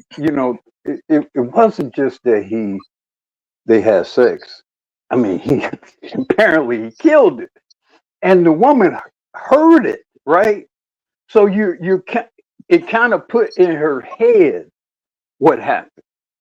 I mean, you're hearing this woman screaming out your son's name like that, and so there's no way for you to kind of avoid it mentally and emotionally. And the fact that this was like somebody you consider to be like a sister or a cousin or whatever, for her to do that, yeah, it created a long term problem between them. Yeah, I can see how that could be a huge rift until the day they die. You know, that to me that makes sense because that's just a line you ain't supposed to cross. You know, you supposed to be like, look, nephew Tommy, you gonna get in that other room. You stop talking that way before I say something to your mama. You know what I'm saying? But no, you ain't supposed to No, be able to the worst part. No, she came and got the dick. That was the worst part about it. It wasn't that he didn't go after her. She heard some of his dealings with some other girls and came after him. That was the really nasty part about what she did. Hey, you know, again, boundaries, man. If there are no respect of if the boundaries aren't respected, it is what it. Now, yes, I mean she's super bogus for that, and that could have happened in a whole bunch of different ways. And you know, I'm gonna say shout out to him because he knew it was good. He knew it was being recorded, so he put on the show. So he did what he was supposed to do. You know what I'm saying? Mm-hmm. Ain't nobody gonna hit his record and not want to give me some. Yeah. I don't know who's gonna hear this. Copies of. Oh well, I forgot, and this is what compounded the problem. Copies of the tape got out in the community. That's what so now all the neighbors, you know, child, there's some tape out. Well, what's the name? That boy, that big old boy, you know. Tommy putting it down. That's what we heard. We heard Tommy so put it down. It was bad. It was pretty bad. It was pretty bad. Yeah. Tommy out here marching to the beat of his own drum and everybody else's. The way I hear it. Well, I mean, I'm gonna say shout out to him because he knew he was being recorded. So, you know, y'all, there's times in life, look, most of us here are men. We understand sports. There are times in life where, you know, it's time to step up. It's you know, it's the big game. It's the big play. Whatever the case is, you got to step up. So all I'm going to say is shout out to him. He knew he was being recorded, so he stepped up. That's what he's supposed to do. Now, the whole family heard about it. Apparently, they was talking about it. They had a family reunion. Apparently, they was talking about it at the family reunion. It was nasty, man. And this was, you know, this was like what it was like the early '80s when this happened. So this is a while ago. I was still fairly young. So, you know, it wasn't, you know, now things are all kind of wild and everybody's making sex tapes and, you know, all kinds of wild, freaky type stuff. So maybe it would hit a little different today, but back then it was rough back then. Yeah. Well, I know he had a good time. That was a good summer for him. That's what I know. It was a good summer. It was great PR. It was great PR for him. It was great marketing. Hey, Tommy, I heard there's a tape. Is that true? Oh, baby, I got you. I'll drop off one tonight. Don't even worry about it. Yeah. I'll drop off one tonight. Because every tape he dropped that off to, somebody gonna be dropping something in later. So I would actually wonder how the tape got out to the public, but I think I know. But once the younger sister got a hold of it, you know, it was kind of out of control at that point. Yeah. Well, you know, one of her friends gonna want to see the tape. You know what I'm saying? She may not want to do it because it's her brother, but her friend going ahead. You know what I'm saying? So I ain't gonna say that's where it started from. I'm just calling him Tommy because I don't know his name. I'm just putting it on. I would think Tommy got that tape out there a little bit. You know what I'm saying? Because I know if that was me, I would have pushed the tape myself. You know what I'm saying? Real talk. You know what I'm saying? I'll make sure some key people got copies of this particular tape. But it does go to the lack of boundaries people are supposed to have and the way we view family. Because at the end of the day, if you raise somebody like their family, especially when you start them off young enough, it's more than likely that they'll always see a person that way. Because yes, I got family members that I just see them as family at this particular point. You know what I'm saying? You grow up. But also when you have women who are not marrying and are not set or even settling in with one man. Like I said, she had 3 children with 3 different who have 3 different fathers. So when you have people who aren't marrying, women who are not marrying, they're constantly, perpetually in this sort of mating role or phase. You know what I mean? They're constantly for marketing. It's you're not, your perspective of how you're supposed to live is different than when you're married to a man. You got all the responsibilities to be committed to a man, committed to that family. So you elevate to a certain level, in terms of maturity and responsibility. If you have so few women ever doing that, you're going to end up with a lot of women in a state of arrested development, which is what you see amongst Black American women to a large extent. Yeah, and I'm gonna say shout out to Trust. She says my auntie Jackie was a sweet woman. Rest in peace. Hey, sorry for your loss. Sorry for your loss. And real talk, that's the way it's supposed to be. Now I just now found out. What was it? It was right around, I think it was Christmas. I think on Christmas, I literally just found out my auntie wasn't my auntie. You know what I'm saying? Because she'd been around so long. Well, I'm gonna say I just had the realization. I'm gonna say that because I knew how many brothers and sisters my mother and father have. So I knew I had more aunties and uncles according to those numbers. But I never really came to the concept that this is not my actual blood relative because they've been around so long. They was always there. I grew up, they was always part of the family and whatnot. So I really just now came to a realization that one particular auntie is really not my auntie. You know what I'm saying? Because of something that was going on. So it kind of came up and I'm like, yeah, you know what? She really ain't my auntie. But that's all I can see as at this point because she literally been around. I was doing some certain research and asking people to whatever. And I was like, you know what I'm saying? Well, how are you related to us? You know what I'm saying? Because certain people can't be related. How are you actually related to us? Oh, I ain't related. Me and your other auntie, we've been friends since high school.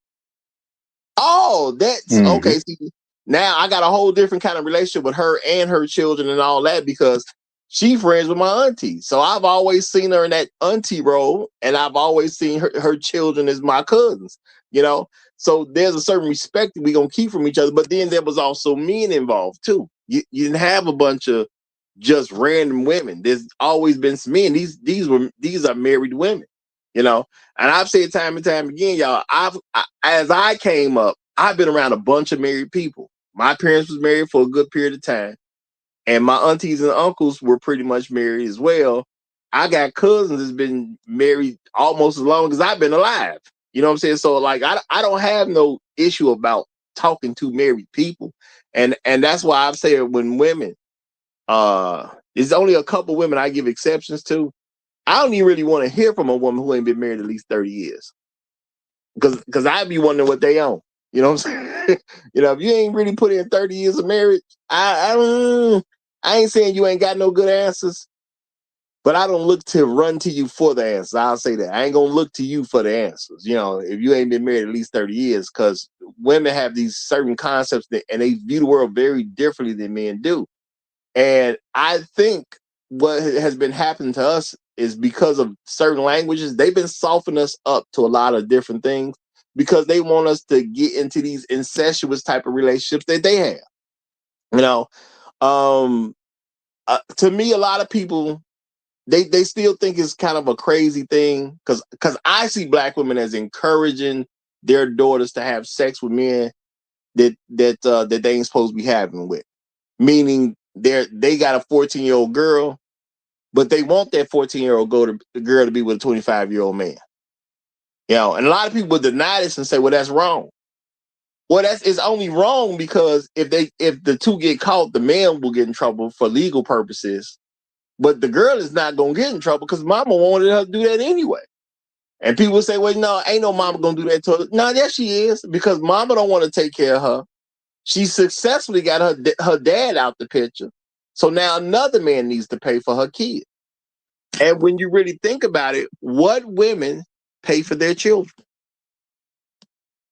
I mean, black people got to have a good hard thought about that process, y'all. Women don't like paying for their kids. That's why they complain about it. You know, you might complain about paying your car note. They'll complain about paying for their child. You know, somebody needs to help me. Somebody needs to do this. Somebody needs to do it. If you love your children, why are you tripping? Now think about that, y'all. When you pay your mortgage, do you really trip that you pay your mortgage?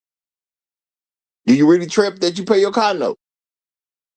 Do you really trip that you bought this nice outfit because you're about to go to this event and you finna kill them when you get to this event? So you put a little something on it. You know, are you really tripping? See, we as men, we don't really do that because we buying the stuff that we want to buy. We want this stuff in our life. We understand there's a bill that's going to come with this stuff. And I'm going to say this, y'all. To this day, I've still yet to see a man truly complain about paying for his own children. I'm not going to say I ain't heard men complain about child support, but I've never heard a man complain about paying for his child. I'll give you all day long because you can find some brothers saying something about child support, but paying for their child, I don't see men complain about that.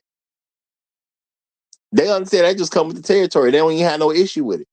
And most guys are paying for far more than child support because women are getting child support money and they keep asking for other monies outside of child support.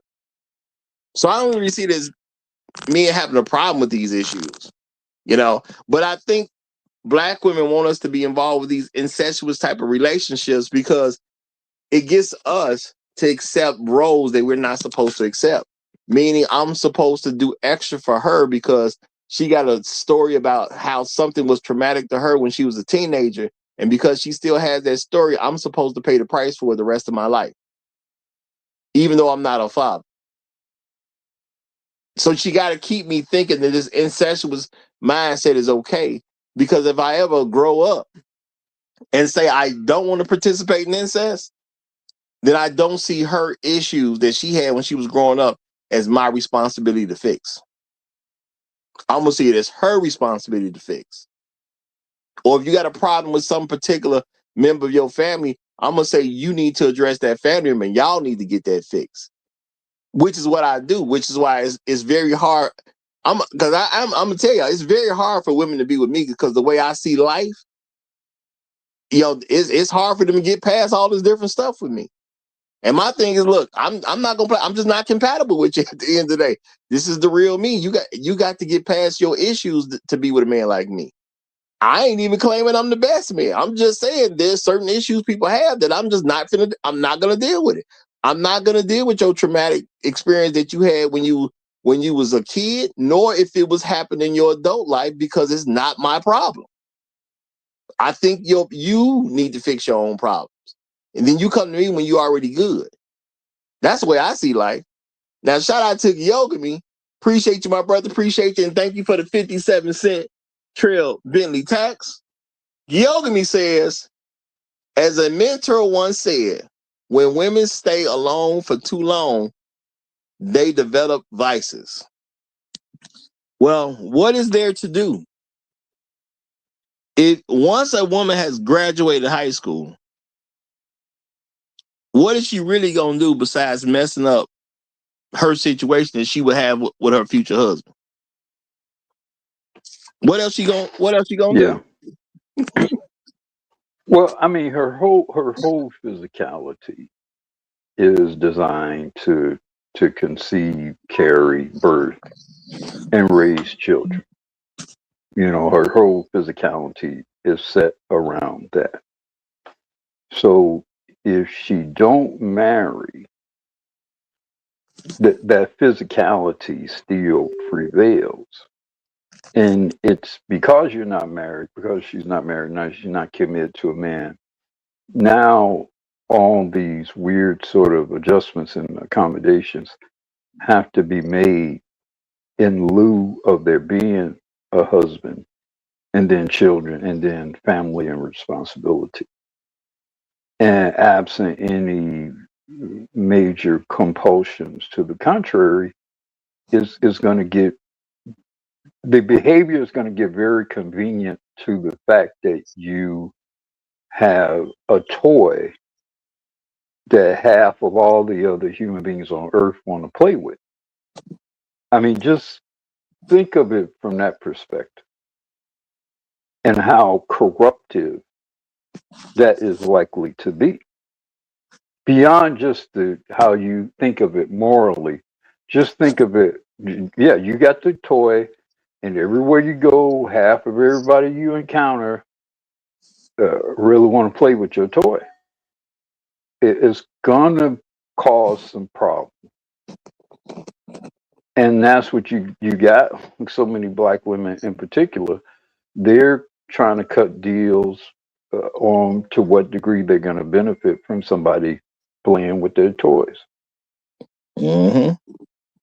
You know, and I think a lot of us accept it because we've been pre-programmed with this notion that I do have a responsibility to be a father figure to a random black woman.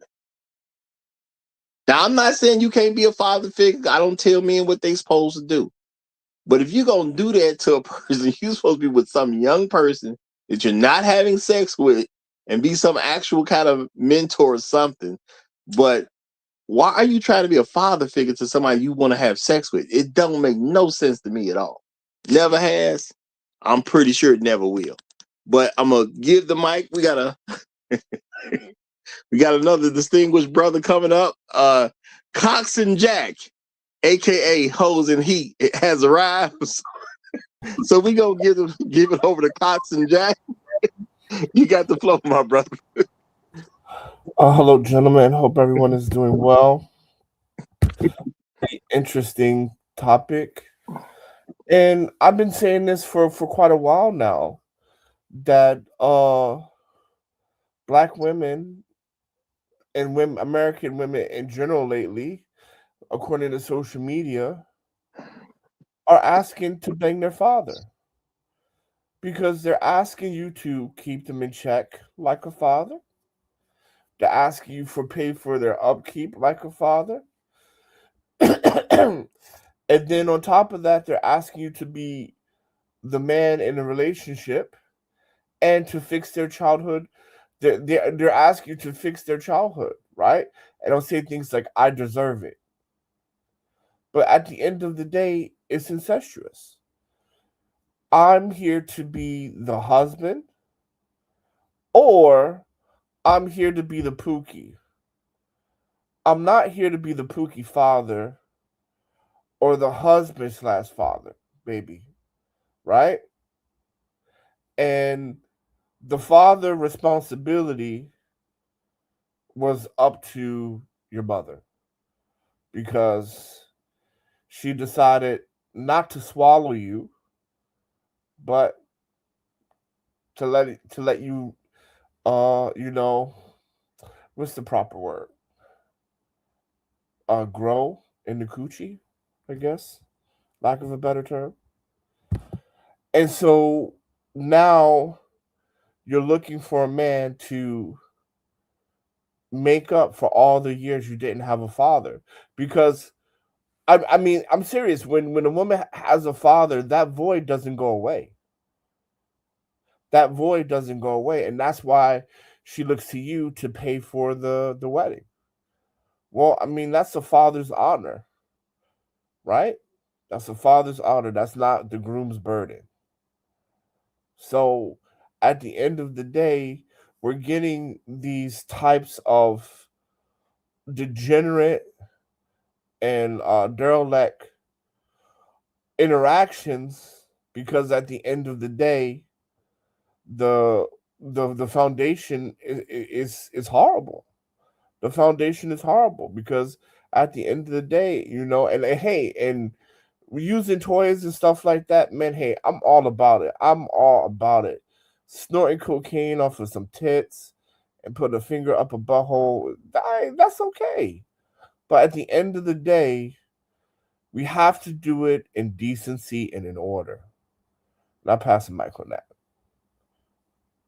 Okay, I'm gonna say shout out to Elder Blood. He says when you first met the woman, she was a hoe. So 20 years later, why black women surprised that she's still a hoe? This God told you so. You choose not to believe it. Now, I'm gonna say, and I think he must have been black men. Why black men surprised she's still a hoe? When you first met the woman, she's a hoe. I believe he meant to say 20 years later, why black men surprised that she's still a hoe. This God told you so. You choose not to believe it. I think that's what he probably meant to say right there. Yeah, and I'm gonna say that's a real thing. So that's why I do purposely believe we need to start recognizing what's going on with some of this stuff being said, because I don't think people really picked up on the fact that even that small statement of "yo mama black," because like I said, I've hated it since the very first time I seen it. That was just such an off statement to me, and it sounded like incest to me. You know what I'm saying? The first person who said something to me about it, I responded to them like they talked about some incest stuff. Like, what, you want me to have sex with my mom? What is wrong with you? You know? And I never really kind of moved off that. Now, and to me, it just makes sense that black women gravitated towards something like that, because there's a subconscious incestuous message in it, so they like it. That's just how I see it. Okay, and I'm gonna say this again: a lot of black women pick up on a lot of stuff that white folks do because they're so interested in being with a white man.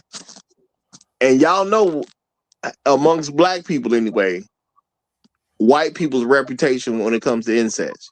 Y'all know they got that reputation. But Roger, that's not true. That's not true. No. I'm not arguing whether it's true or not. I'm just saying the reputation. Well, I just want to say, because the original MFers were the women on the plantation, right? 10 babies to get emancipated, and because they had bags over their heads, you did have black men effing their moms. That's where the term MF comes from, actually. Very true. I'm very much aware of that. But what I'm saying is, though, if you hear about white people and incest, it's not surprising, because white folks have a reputation for being incestuous.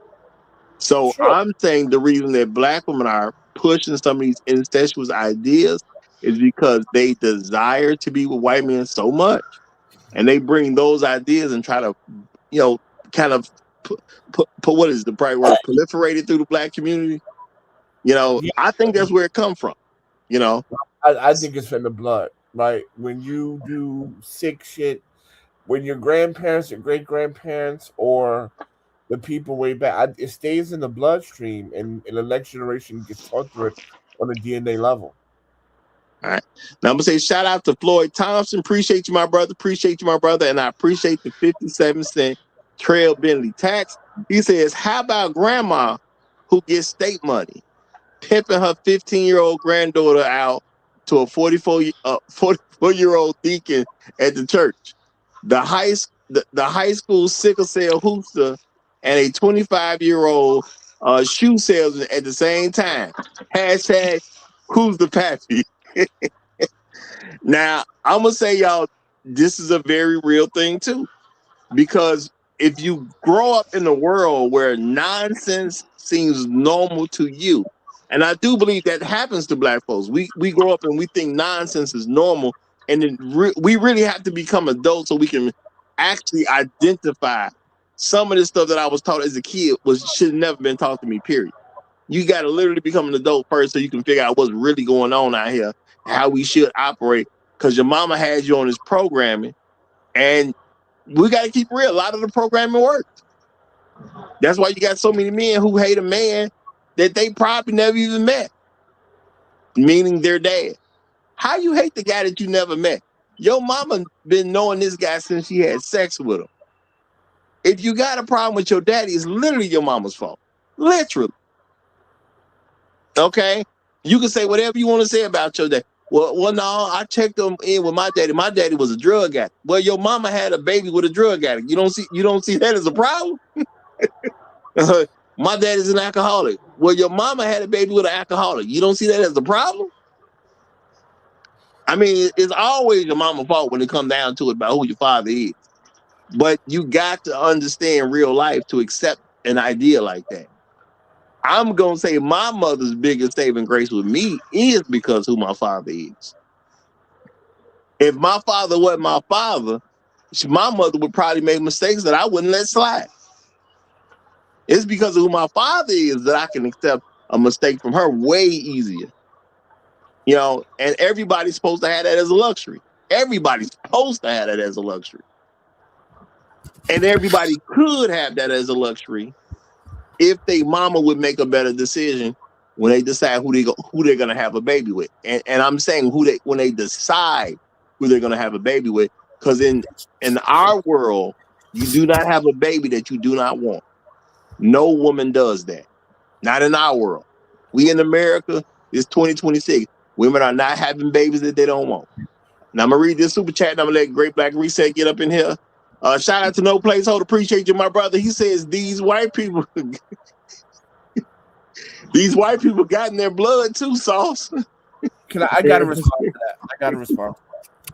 So see, this is the problem with No Placeholder. I'm not saying white people don't got it in their blood, but what I'm saying is that, listen, man, the stuff that we overcame still has residue in our bloodstream that we gotta get over. So whether white people have it or not, it doesn't matter. We have it, and we need to learn how to deal with that and heal from that and correct that. That's all I'm saying. I'm gonna say, well said, brother. Well said. All right. Well, excuse me. Darth Vader is here. Darth Vader, you got the flow, my brother. As the resident Sith Lord here, I gotta help you guys get through the fog that has been placed over your eyes and your mind. These women are doing Jedi mind tricks on you, and we're taking them too serious. They are agents of chaos and agents of confusion. They say stuff that doesn't mean anything to sow confusion. So when they say, "Yo, mama black," they can't come up with nothing to combat the truth. They can't come up with anything. They're not thinking anything, and they want to get you off your square when you're talking to them. That doesn't mean anything. It doesn't mean nothing. A whole bunch of these sayings that they've come up with that is now in our vocabulary, in our lexicon as black people, come from black women, and it has no real meaning. It has no real understanding, and it has no real value in the real world. This yo mama black thing is just a shaming tactic meant to confuse you so that you'll get back on that on Order 66. Man, I tell you, man, when the Empire struck back, boy, we did a job on y'all. It's so bad, I want to come back to the light. Y'all, man, bro, they stop taking these women seriously. Stop taking them seriously. I am ashamed of you, Roger. You held a whole show about something a woman said. I'm ashamed of you, brother. I thought you was better than that. We got to get you back in your SIF training so you can understand what's happening out here, bro. This is just utter confusion. That's all it is. It's just confusion. And we as men, as black men, we got to learn not to take women so seriously. We need to be able to move forward. Just like with Roger, there's certain things that even with his own mother, he just doesn't take seriously because he understands his place as a man. We need to start understanding our place as a man and moving like men are supposed to move without apology and without looking for acceptance from women. Anytime we look for acceptance from women, we're going to fail. I'll let my plane there. I'm going to say interesting, but I'm going to say this show is not about what a woman said. It's about what the women do. The saying is just something easy for people to recognize, but you do have to understand they came up with that from somewhere. Now, I do understand people use it to author confusion. I 100% agree with you on that, but it came from somewhere, and people started repeating it because they was very much comfortable with it. And to me, it's an incestuous thought. Because if you're having a conversation about a person you will have sex with, and someone throw your mama in it, that's nasty, man. I'm sorry. That's nasty. You know what I'm saying?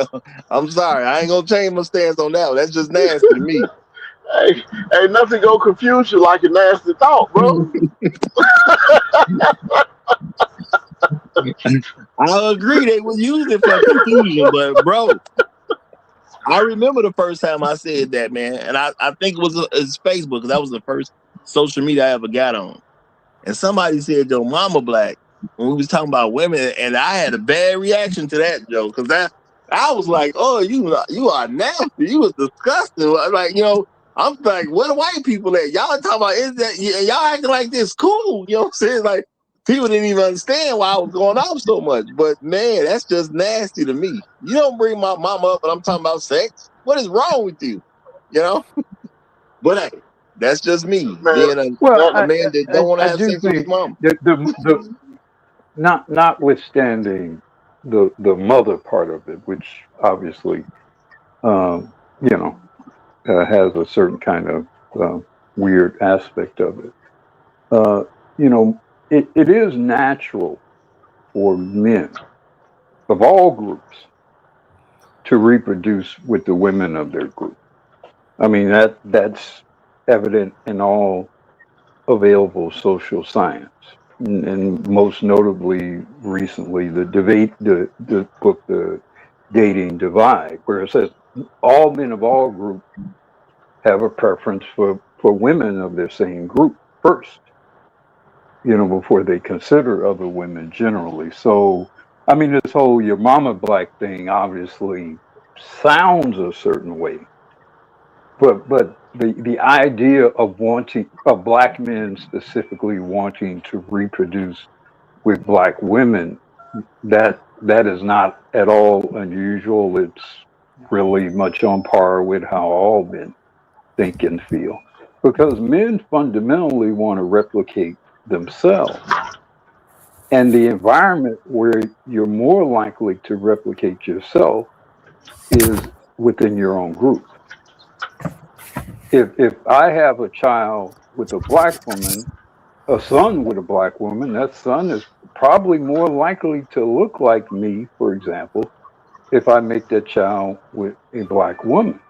If I make that Right. child with a white or Asian woman, that child's going to look probably distinctly different from me. And see, that's the problem. Like we were right there, is what you highlighted, right? Because at the end of the day, all creation, right? All creation, when they reproduce with the same, the female version of the same genetics or the same species. All creation does that. And that just makes it even like 90 times worse for the black man, because we have to make, I mean, when it comes to like mating, the choices that black men have to make are just like, what is that thing in Star They're Trek? terrible. What is the thing, like there's no right just like no right move, like no matter. Kobayashi Maru. The Yeah, yeah. Kobayashi I Maru, mean, yeah, that's pretty much it really is. the Yeah, black man's, you know, uh, uh, challenge, or I mean, challenge or test when it comes to mating, because at the end of the day, you really, gonna get screwed somewhere, right? Either you're gonna, mm, if you're successful and you want to pass down to your sons and daughters, 9 times out of 10 they gotta look a little bit Asian, and you run the risk of breeding yourself out.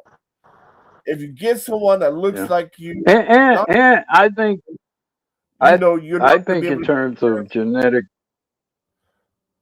you're not gonna have any Well, I say was over just it. going to say I think in terms of genetic diversity, and in terms of virility and raw, robust material, I still think that black people, African people, offer the greatest genetic Yeah, human potential.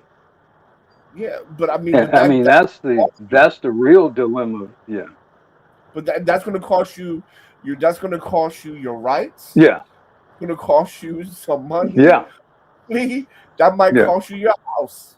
Yeah. Well, or at the very least, relocating to somewhere in South Africa. I don't know. I mean, I don't know. It's just it's a major dilemma. for thinking that.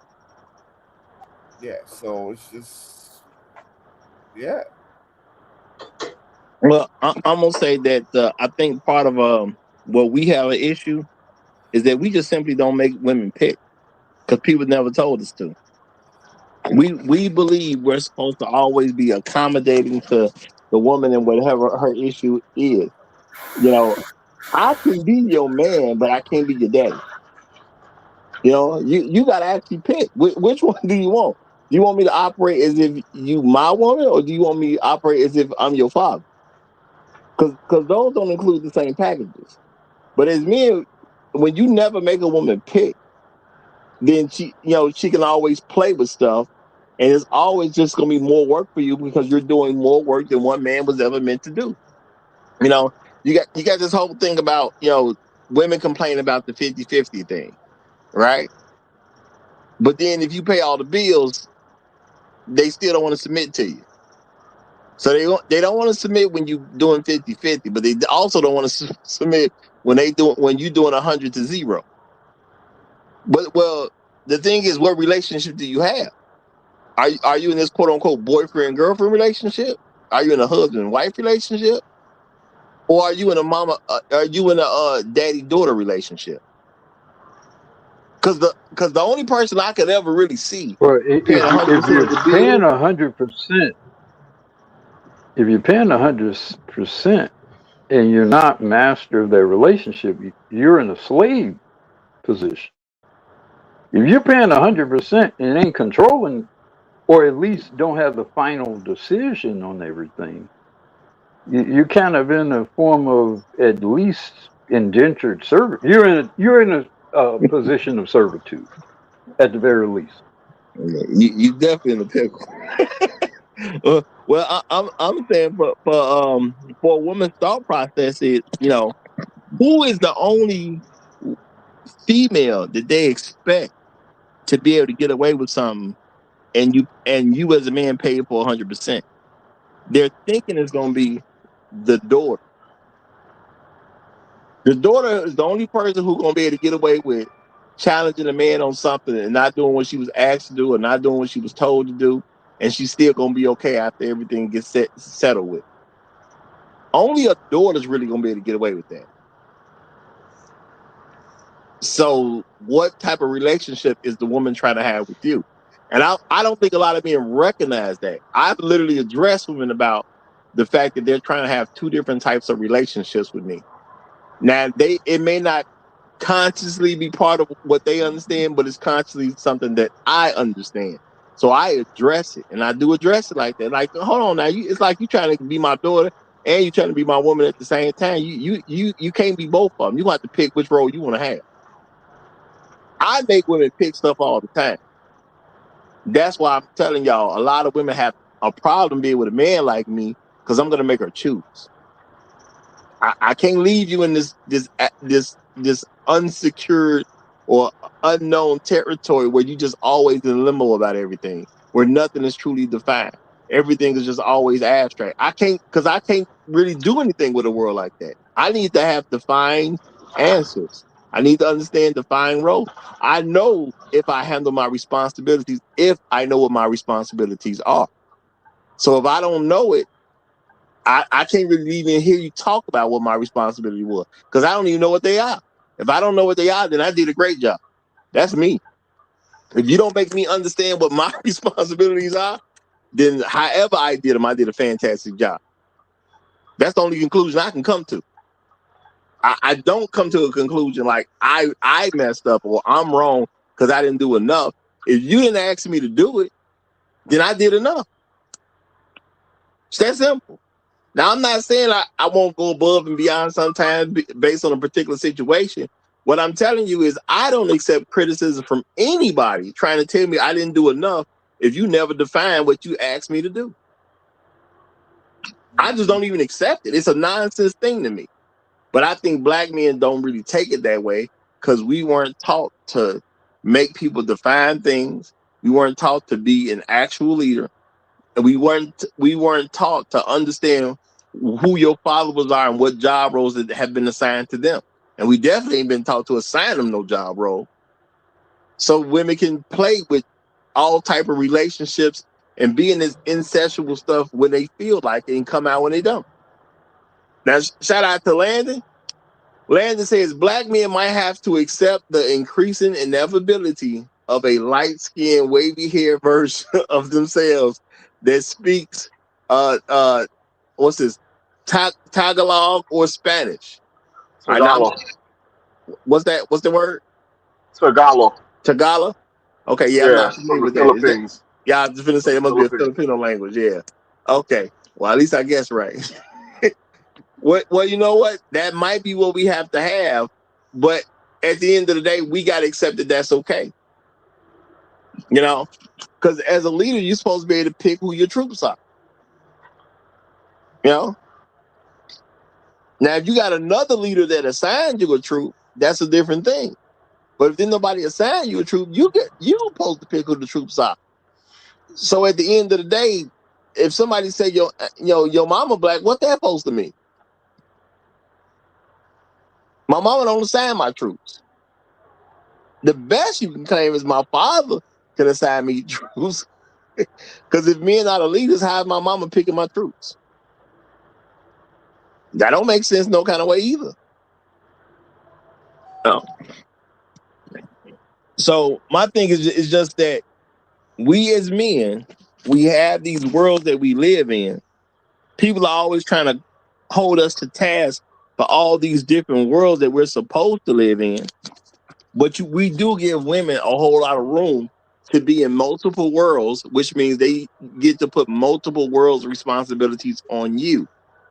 And we think that's okay for some reason. Me personally, I don't think it's okay at all. I've never accepted that, and I'm never going to accept that. That's why me not looking to be some woman's father is part of the reason that I don't care about women's problems. You are a single woman. When I meet you, you're supposed to be okay. If you're not okay, you were supposed to fix that. If you tell me it happened to you as a child, then you were supposed to take that issue to your parents, and your parents were supposed to help you get that fixed. But by the time you meet me, it's supposed to already be solved. I don't want to hear your story. Not in the context of I'm going to do something to help you. I don't want to help you like that. I want somebody who already ready to go. And that's just real. But if you think as a man that you're supposed to be somebody's father, then you accept trying to help them through this. And look, I've heard a lot of people say, yeah, I met this woman and she was battling with this particular thing and I tried to help her through it. I'm not going to say as a man, you can't help who you want to help. I have no interest in helping her through it. None. And I don't think I'm being mean. It's just not my place. It's not my responsibility. I need you already fixed when I meet you. If you got that big of a problem, you shouldn't be on the market. We talk about women like they're cars. If a car is taking so much damage, it's supposed to be taken off the market. Now, some of those cars can be repaired, but you ain't supposed to have it out for sale if you got to replace the engine. You're supposed to replace the engine first, then put it back out for sale. You're supposed to get a paint job first, then put it back out for sale. Some damage you're supposed to fix, and then you say it's for sale. But Roger, black men are supposed to show labor of love. This is how we show our commitment to our women. This is how we show commitment to our community, by taking on the worst. That's why everybody knows that we're the garbage men of the dating community, because at the end of the day, we're supposed to expect to take us women's worst.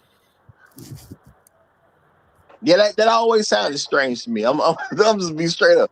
That always sounded strange to me. When I think about us taking on women's worst, I accept that we accept women that's a little bit fatter. We accept women with worse attitudes. We accept women who got too many kids. We accept women who got too much debt. We accept women who too far gone in fantasy worlds. Like there's a whole lot of stuff that we take on that you can say we give women more grace than any other group. But what I don't need to do is just take a woman who's straight up broke. And I do understand that is being very much pushed nowadays. Even with all the quote unquote mental health talk. I mean, I even see them trying to tell men that there's something wrong with their mental health. So they'll take on a black woman who has a mental health issue. How about you just fix it first and then holler at me later? Gentlemen, please listen to Roger right here. Do not date a woman with mental. That is a guaranteed bullet in your head while you sleep, because she crazy. Well, I think the thing is, you're not even supposed to publicly say I don't care about her problem. For some people, that's being misogynist, or you're just not a cool person. Why would I care about your problem? I'm not even with you. Why would Exactly. your problem concern me? Are we talking? Exactly. Are we talking You about can't. crazy women? We're not mechanics, man. We're not mechanics. We're not here to fix women. We're here to build healthy relationships. And you cannot build a healthy relationship with an unhealthy person. Bottom line. I heard crazy women, right? So what type of crazy are they? Because y'all gotta be y'all gotta be kidding me if you think that women are not crazy.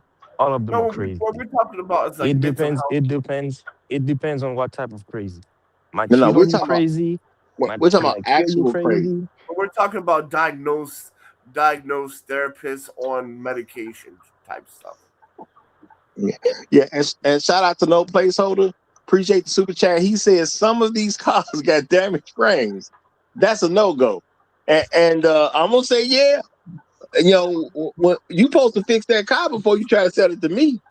I'm not saying I wouldn't go to a junkyard, but I go to a junkyard for a part. I wouldn't go to a junkyard to buy a car. See, black women want us to go to the junkyard to buy the car. Because if you want to live in two different realms at the same time, something's wrong with you. If you want to be my daughter and you want to be my woman, something's wrong with you. That's how I see it. Because them two things don't go together. I'll never have a relationship with a daughter that I'm going to have with my wife. It's going to be different. So why are you trying to get benefits of the daughter's life and benefits of the wife's life? They don't go together. So I'm just not doing it. It's that simple at the end of the day. Yeah, if you're gonna have Black American women as your primary choice, then you're gonna be dealing with daddy issues. You're gonna be dealing with daddy issues. You are.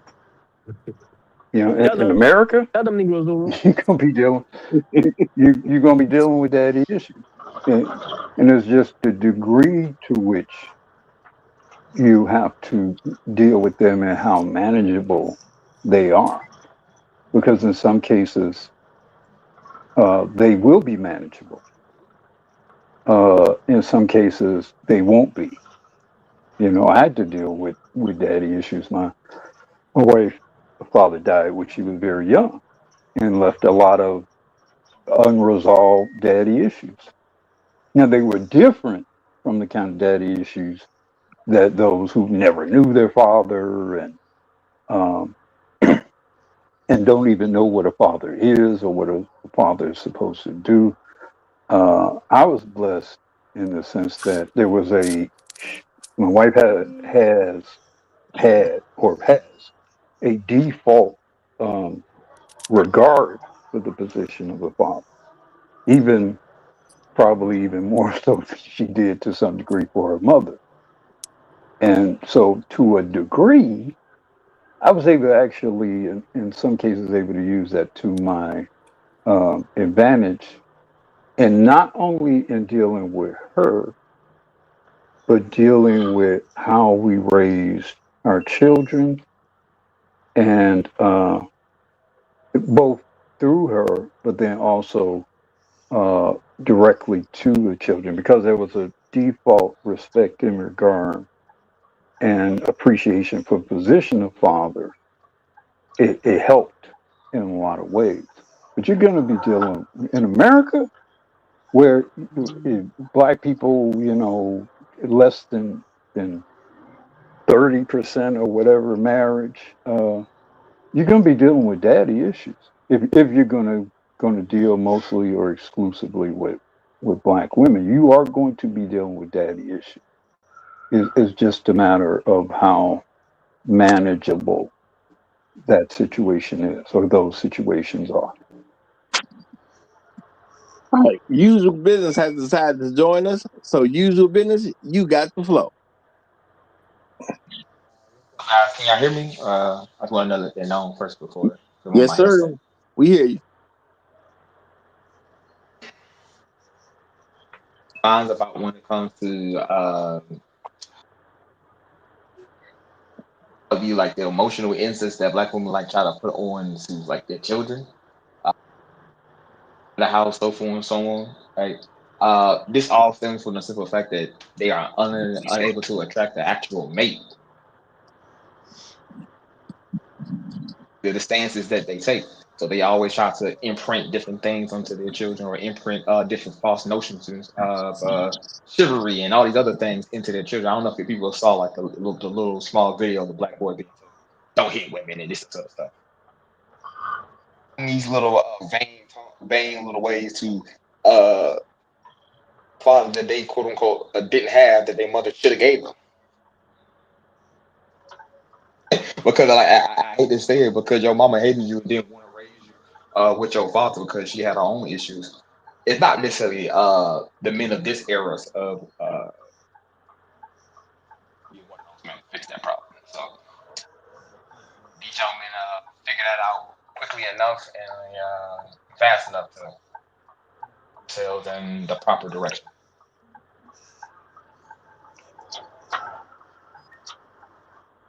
All right, I'm gonna get these other guys in right now too. We got Jado coming in right behind you. Jado, you got the mic, my brother. How you doing? Doing well, Roger. How you doing, bro? Hey man, I'm getting along, man. I got to take care of Bill for my mama and my daughter and her sister. Cause my daughter got a sister from her mama got a man from another nigga. I mean, got a daughter from another nigga. I got to get them both some and make sure my mama's straight. You know what I'm saying? So, Oh. it's rough, right? Hey, what up, fellas on the panel? Everybody in chat, replay gang as well. Um, yeah, Roger, I definitely see that aspect of some type of incestuous connotations when these women say things like this. I definitely see that. I guess I look at this, and maybe I'm twisted. You know what I'm saying? I don't see much of a difference when I take on a woman, when I choose to take on a woman for marriage, or I'm saying this is my woman. I don't see much of a difference in her being my woman and her being my daughter, man. I frankly, that's just me personally. And Well, they I'm raised saying, you right. of course, They were. of course, of course, minus the sexual aspect. Of course, let me please, man. So I'm an authority figure to her. I'm an authority figure to her, just like I'm my daughter. And my daughter, they have requirements too, as me being their dad. If they don't do what I say, I will disown them. I will disown them. Will I still be legally responsible for them? Yeah, you know what I'm saying.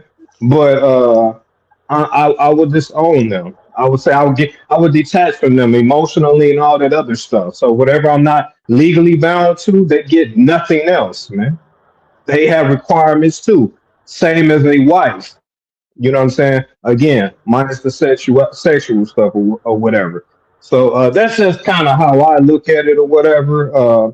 But I do think these women are just kind of they don't they're throwing S against the wall and trying to see what sticks when they use that. They're trying to tap into some type of emotional thing with a man, with his mother, with his relationship with the mother. And I think sometimes it does it includes incestuous type of connotations or whatever. Anyway, I'll end right there. Thanks for having me up. I appreciate it. Look, I'm gonna say I do believe this is done deliberately. Why? Because women control the world by manipulation. Women are never really trying to fight for stuff. They'll try to get a man to fight on their behalf, but they never really try to fight for something else. The way for them to get the things that they want out the world is normally through manipulation.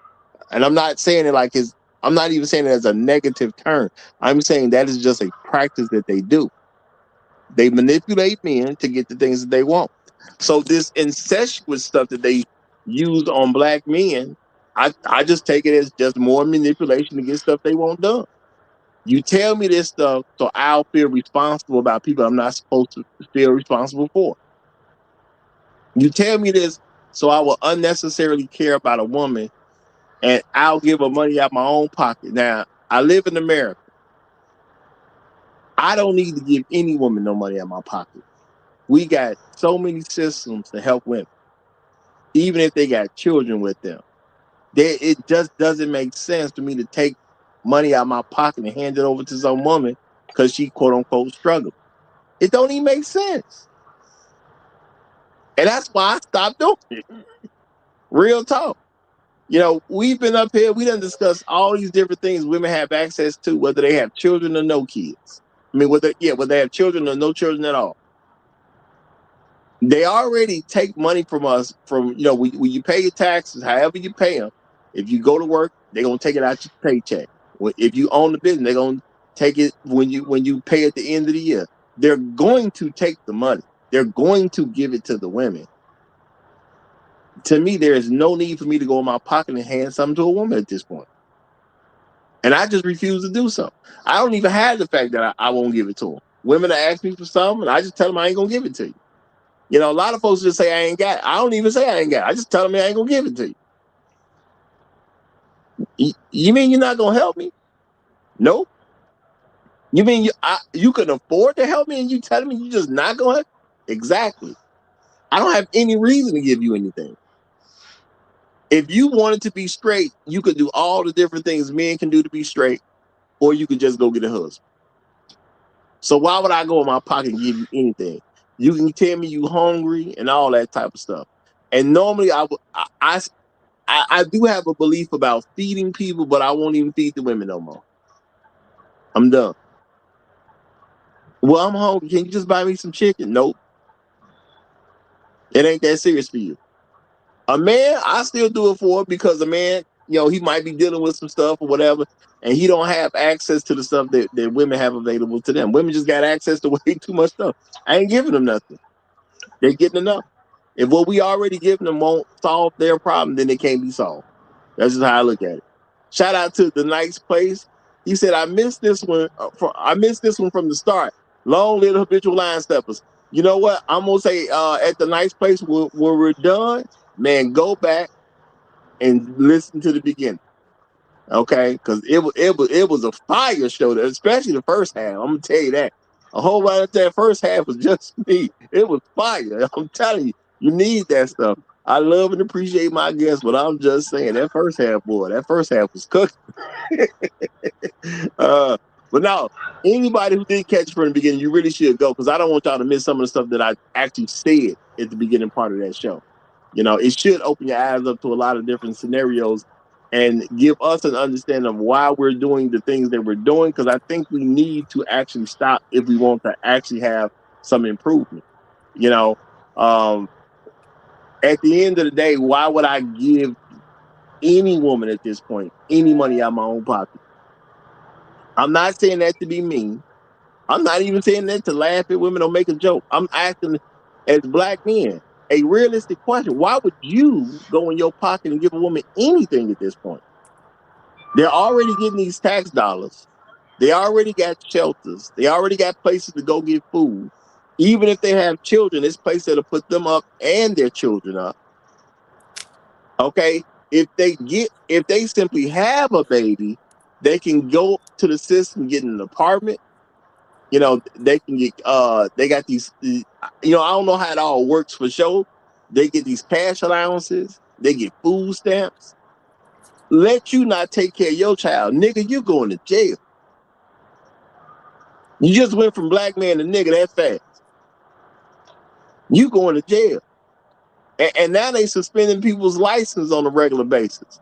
You know, brothers.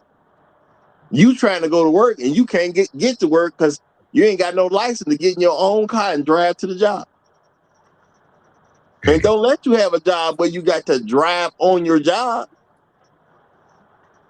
Now you can't even perform your job duties. You got the wrong employer. You fight. Why?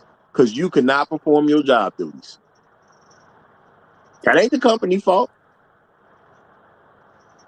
But she'll sure get you on child support. You know, and a lot of women start the process of child support and never tell the man they even started the process. Which is why sometimes when a lot of men find out that they are on child support, they already owe $10,000 or more. Man, you got to pick what you want to be. You want to be my girlfriend or you want to be my daughter? Which one? What you want to be? Now, I know that sounds crazy, but I do think this is like a question men should ask on a regular basis to any woman they deal with. Do you want to be my woman or you want to be my daughter? Let her actually think about that concept. Go ahead. Crazy question. That is not a crazy question. That's not a crazy question to ask.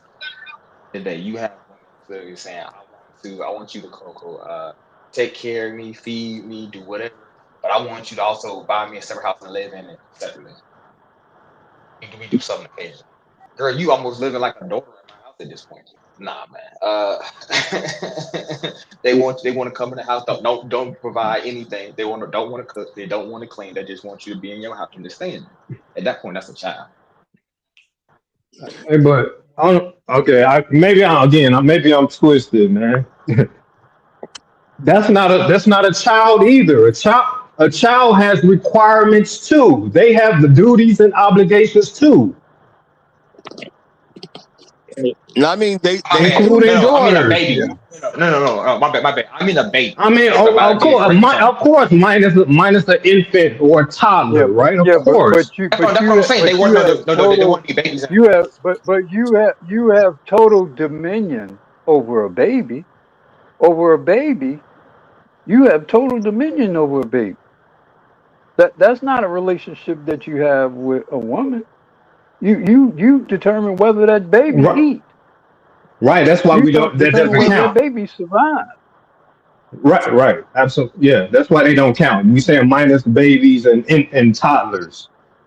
I see what No, the issue is. there is no equating any other relationship with that relationship with Black American women. There is none equal to it. It's a unique entity unto itself. There are certain parts of it that you can equate to this or that or the other, but when you put it all together, you're not going to have any relationship with any other human being that you have with them. I mean, I understand that. I mean, we're not trying to have relationships with them. That's kind of the crazy part. No. So, some of us are trying to have relationships. Some of us are not. yeah, my bad. Some people are trying to have relationships with them. Yeah. What I salute you. I'm gonna see it different because I believe a woman can ask me a question as long as she asks it at the proper time. A child is not really even supposed to question me. You know, and that's real talk. A child, I don't even care about your No, opinion. a child can question you. Yeah, right. Come on, right. A child can question you. I mean, in fact, if you're raising children, They you should. want them to be able to Yes. question things or understand things. Now, you are going to at a certain point get to a point where, if they refuse to accept how you're explaining things, then ultimately you're going to have to prevail upon them what your position is, regardless. But you do want your children, especially if it's something important or new, you want your children to ask questions. Well, I don't mind them asking questions. Let me say it like this to make it clear what I'm saying. Okay. If I tell you to do something, you just do it. because you a child. Now, later on down the road somewhere, the next day, 3 days later, hey, Dad, the other day when you asked me to do No, such and such, what was that about? I disagree with that. I disagree with that. Women I are think children, you man. Well, should, I do too. I think you explain to children why they must do their chores. You explain to children why they must do their homework. You explain to children why they should look both ways before they cross the street. Now, there is a certain point where, if they're defiant, if they reject or defy what you need for them to do, then you prevail upon them what you need for them to do, regardless. But you do want them to understand why they have to do their chores, why they must brush their teeth, why they must rake the leaves. You want them to understand it's not just about what I'm telling you to do. It's about this is what is needed to be done to make the family work No, or to no, make the community work. I'm training you to be able to function on your own, if something happens to me or your mother. And the earlier I train you into that understanding, the better. I'm not saying I don't want the children to know. What is normal to me, when you give a child instructions, you'll give them enough information at that time for them to understand what they need to understand. When you start questioning me, now you're being defiant to what I just told you. It's a difference between trying to get an understanding versus Well, again, questioning somebody. it depends on what the questions are If and it's their ask. It really yes, depends. you as a parent, you Because the should be able to question just isn't necessarily evidence of defiance. yeah. A question may just be, I really You kind of want to you understand, Daddy, what we're doing and why. you you know your child when they're asking an insincere question or whether they're being defiant. You Okay. know your You do. child. You do. Just like you, Yeah, you do. You just definitely know like, that. just Yeah. like, if you're with a woman, you know her too. The Thank same you on that thing. one. Let me What say about this. that one? Let me say this, You okay? because y'all are fathers. Now I'm gonna say it like this, because y'all are fathers. So I ain't gonna try to say you wrong. What I'm saying is this. Okay, if I got a question about something, let's say my dad told me to do something, right? And I don't get it. Whatever he said, he didn't give me enough explanation for me to get what he's really saying. I go do it first. Then I come back and ask him why he asked me to do it. But what I'm not gonna do is ask him a question, meaning we're gonna put a gorge between what he told me to do and when I'm gonna respond to it. I don't respond on my time. I respond on his time. Roger, as a That's parent, we, yeah, we know the difference, man. That's what I'm saying. I ain't trying to come at y'all because y'all are No, we actual get it. fathers. But all I'm saying is, as a Yeah. child, I mean, if I implicit in everything that you're saying is you know what to do, you know how to do it, whatever.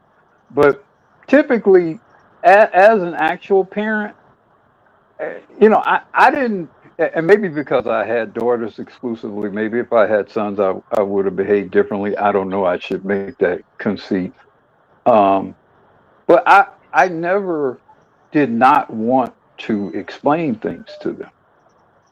In fact, I kind of enjoyed them understanding why we were doing certain things, and they weren't necessarily fun stuff. But yeah, I need you to be able to know how to do this because, damn it, if something happened to me and your mother, you need to be able to know how to do this. This is how the real world works. Now, I'm not suffering too many questions after that. We're not going to be debating about it. That's the thing. No, we're not going to be debating about it. Yeah, okay, I didn't explain to you why we must do this, and then that's really all the extra talking I'm probably gonna do, unless there's some details about it that may be confusing, which could happen as well. and that's all I'm really saying. A parent usually is going to explain something to their child anyway. My thing is, Now, if you clearly don't understand, now then, yeah, you got to ask about a detail. That's one thing. But my understanding is whatever they told me was enough. If I got any more questions, I go do what they told me to do. And then I can ask them questions after the fact. So there's no presentation of me not listening to them or trying to defy them in any kind of way.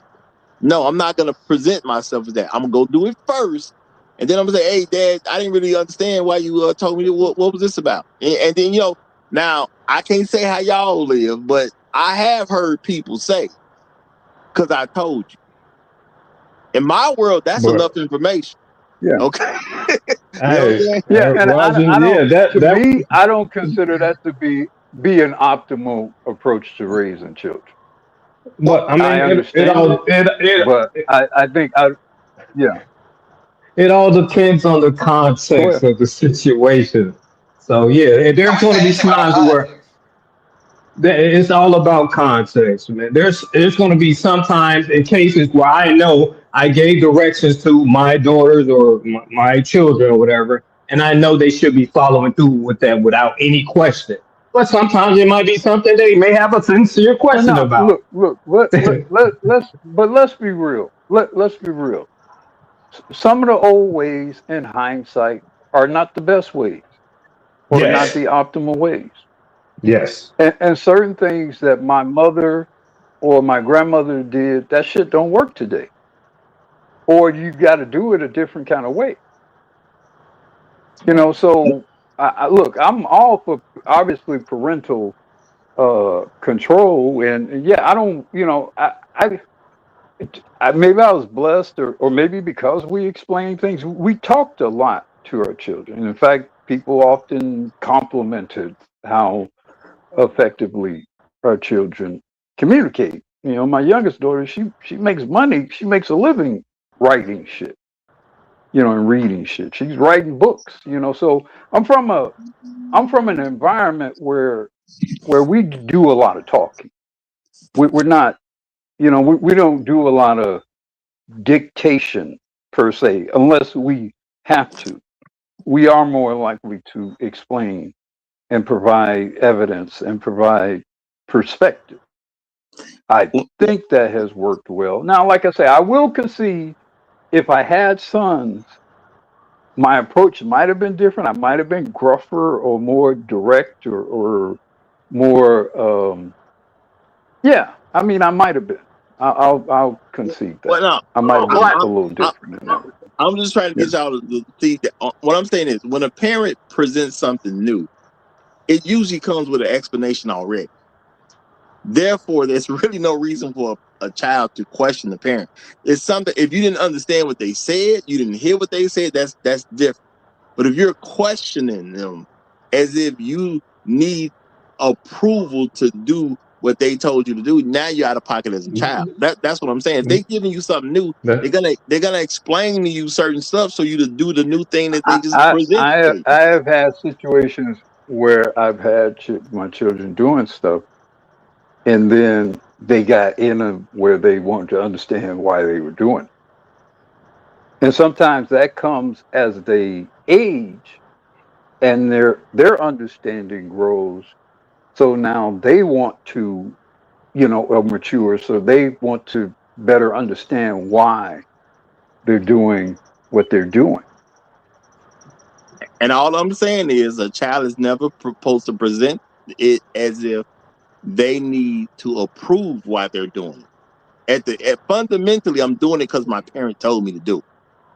Okay, if me wanting understanding about it is nice when it comes, but the fundamental issue is I was told to do it. That's what I'm saying. Okay, they told Well, me, they brought something to me, they gave me some information behind it so I could actually complete the task they gave me. I'm never going to seek my own approval to do the task that they gave me to do. I don't think that's a child's role ever. And I'm never going to believe that's a child's but role. Jado is still correct in his assessment of being with a woman is similar to being with a child. Hold on, Because if hold you're the that thought. leader, Hold that thought 1 second. Shout out to Trail Bill. He said open communication is imperative, but there are times where children don't need to know and just need to do what I say.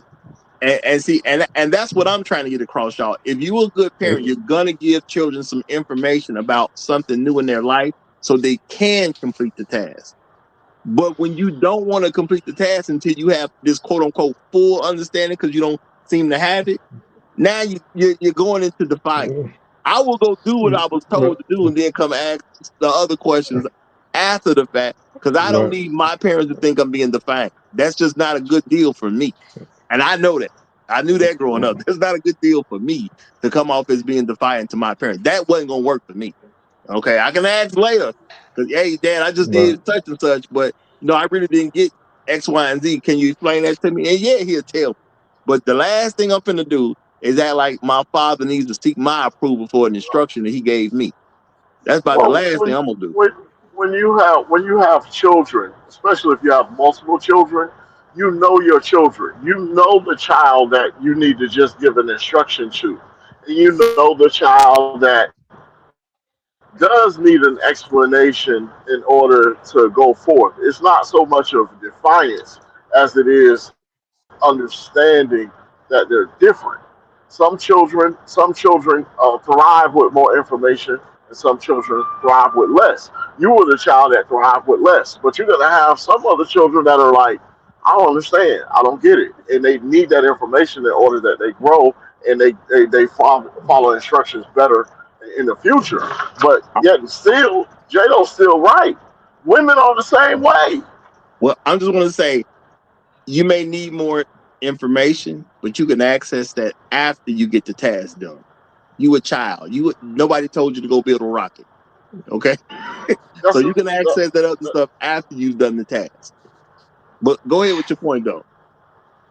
No, what I was gonna say to Jado's point is when you're in a relationship with a woman, it's generally if you meet them the right way, they don't finish maturing until they're with you anyway. If you're their husband and That's they've true. done things the right way, they need some grooming That's from very you. true. And yeah, and there will be periods of time where it's like, hey, I just need you to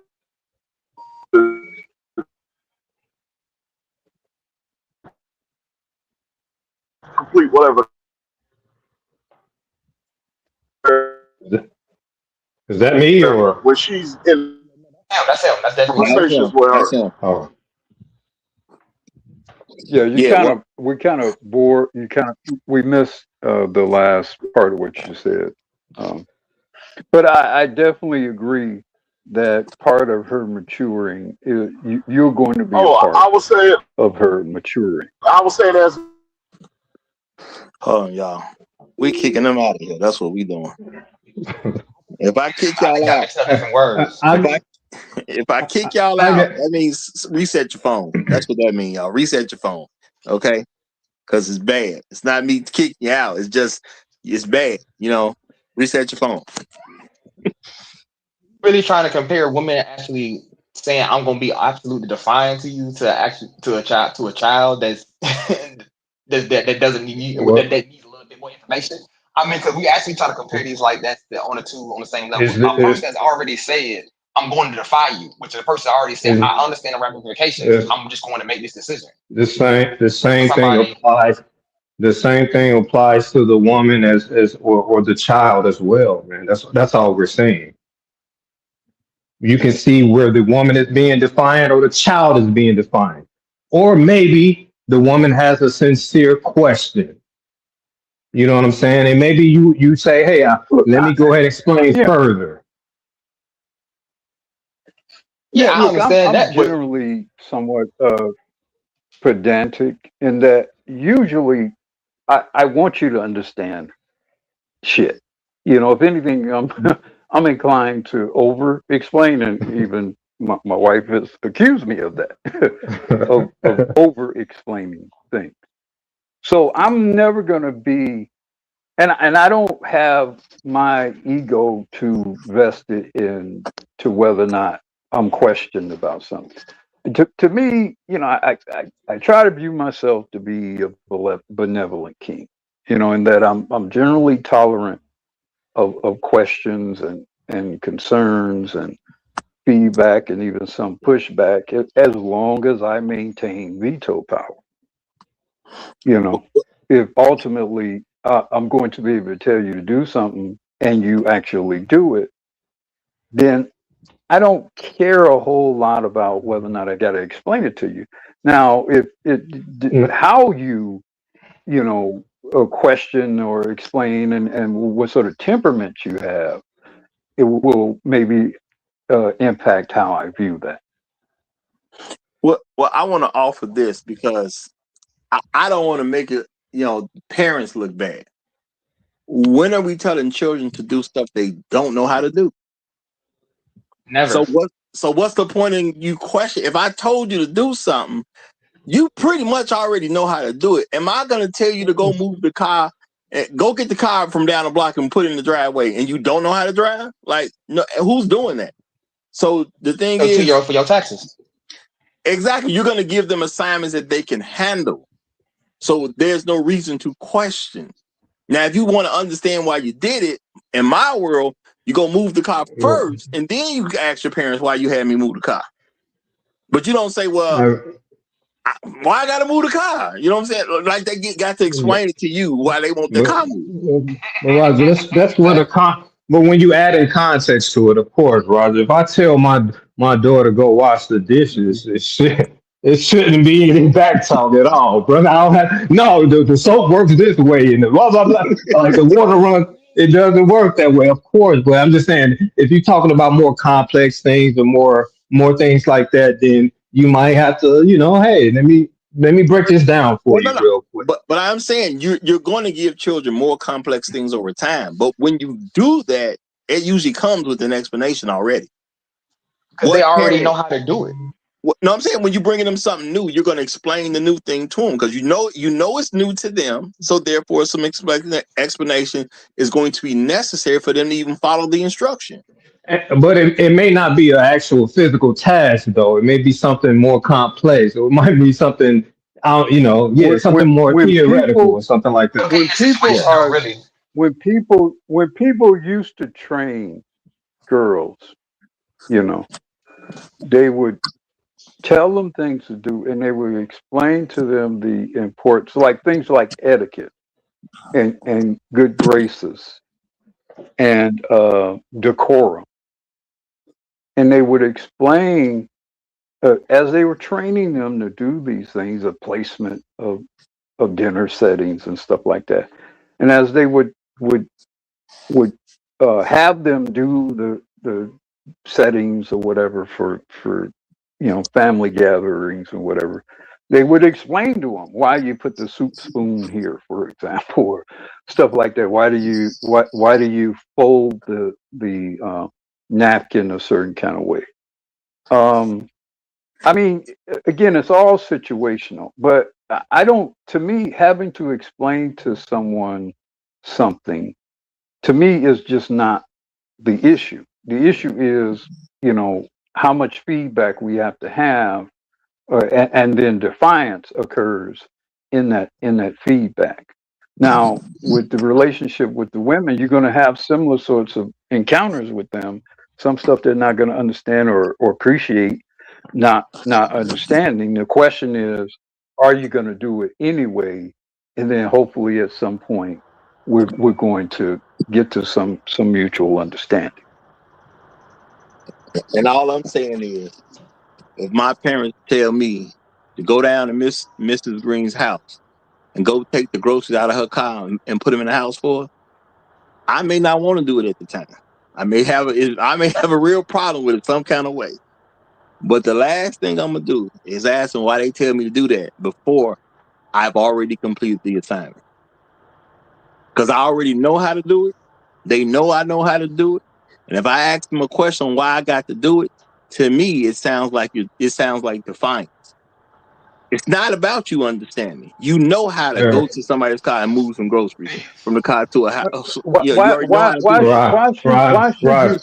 Why should you go help? Why should you hold on? Why should you go help Miss Neighbor with her groceries? Because I was told to. Now I can That give was you the the bottom explanation line No, with but afterwards. me why should because you I was do it though? told to. No, hold on. And Why should you do it? I mean, as an adult person and understanding more about life now, it's a whole thing about, this is a friend. It's about being a part of the community. People and neighbors looking out for each other and things like that. I understand all that now, but even as a child, I'm just saying, as a child, the fundamental reason I do it is because I was told to do And I'm saying one of the reasons why we have broken faith as a people is we stopped teaching those lessons. We yes, told people what to do. We did a lot of this sort of damn it, do it. A lot of punitive stuff happened. A lot of ass whooping and all of that.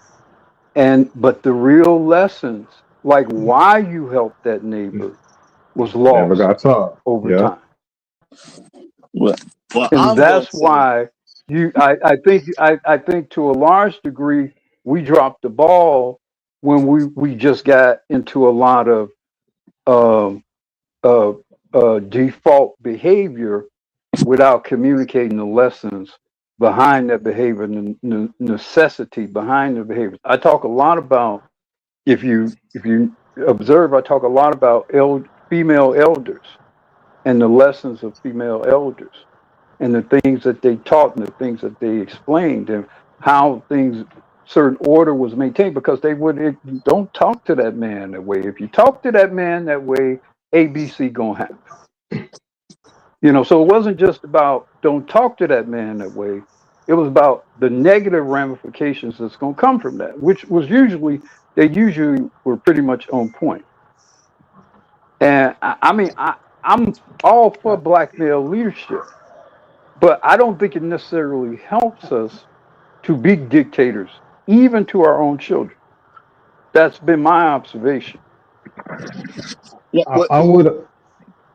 I just want to No, say, my thing is, I'm not saying, and I'm not trying to even present it, that people don't need to have an understanding of what's going on. What I'm saying is, at 10 years old, I just need to move the groceries because I was told to move the groceries. At 15 years old, I may come into the understanding of why I'm moving groceries. But there's things you can handle at certain ages. And at the end of the day, the last thing I need to be seen as is being defiant to my parents, because that don't work for me. I know something coming behind me being defiant to my parents. So I'm saying it's not about a lack of understanding. My parents are going to talk to me. They're going to teach me things, because I do come from a good family. I have sat through way more lectures than I've ever wanted to. I'm actually thinking, as the show was going on, if I had to sit through a Black Ood lecture, that might have been something else. hey, we're gonna break it all the way down for you, which I respect, though. Yeah. No, and he got all this language. Black Uru got a vocabulary for about 8 people. You know what I'm saying? For sure, for sure. And I didn't sit through 2-hour lectures on multiple occasions. So I am not saying people don't need to know and understand. All I'm saying is there's a time and place for the knowledge and understanding, and what parent is really giving their child an assignment that they didn't already prepare them for. You can't be a good parent and you give your children assignments you're not prepared for. Of course, you explain it enough so they can do it. I'm just saying, I never put myself in a position where I can even be. You can't even mistake that I was being defiant. I ain't doing that, because I seen what happened to my brothers and my cousins and shout out to all of my brothers and cousins who took a lot of whoopings and whatnot, or bad situations, so I can know not to do it. Shout out to all y'all who My went God, down, so I didn't have to.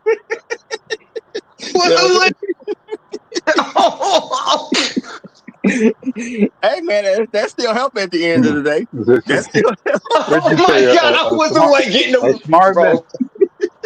a smart man learns from his own Other mistakes. A people's wise man learns from the mistakes of others. others, yeah. Yeah. So shout out to all that, man. Y'all took on some stuff back in the day. I remember, boy. So shout out to all y'all. Okay. Shout out to Yo from Florida. Appreciate the super sticker, my brother. Appreciate the super sticker. Shout out to Inspired Truth Broadcast as well. Thank you very much, my brother. He says explaining is one thing, debating is another. Yeah, that's all I'm saying, y'all. I'm definitely not trying to say that. And I don't even want to put it out there like we as parents are giving our children stuff that we haven't properly prepared them for. Because I think if you're a man of my community, you prepared your child before you gave them the assignment, or you're preparing your child as you're giving them the assignment. So to question you, and they've been prepared, to me is an authority issue. It's not an understanding issue. It's one thing to not understand the detail of an instruction, or to not properly hear the instruction, but to question me means you're being defiant to me because I've already made it clear what I need you to do. And that's what I'm saying.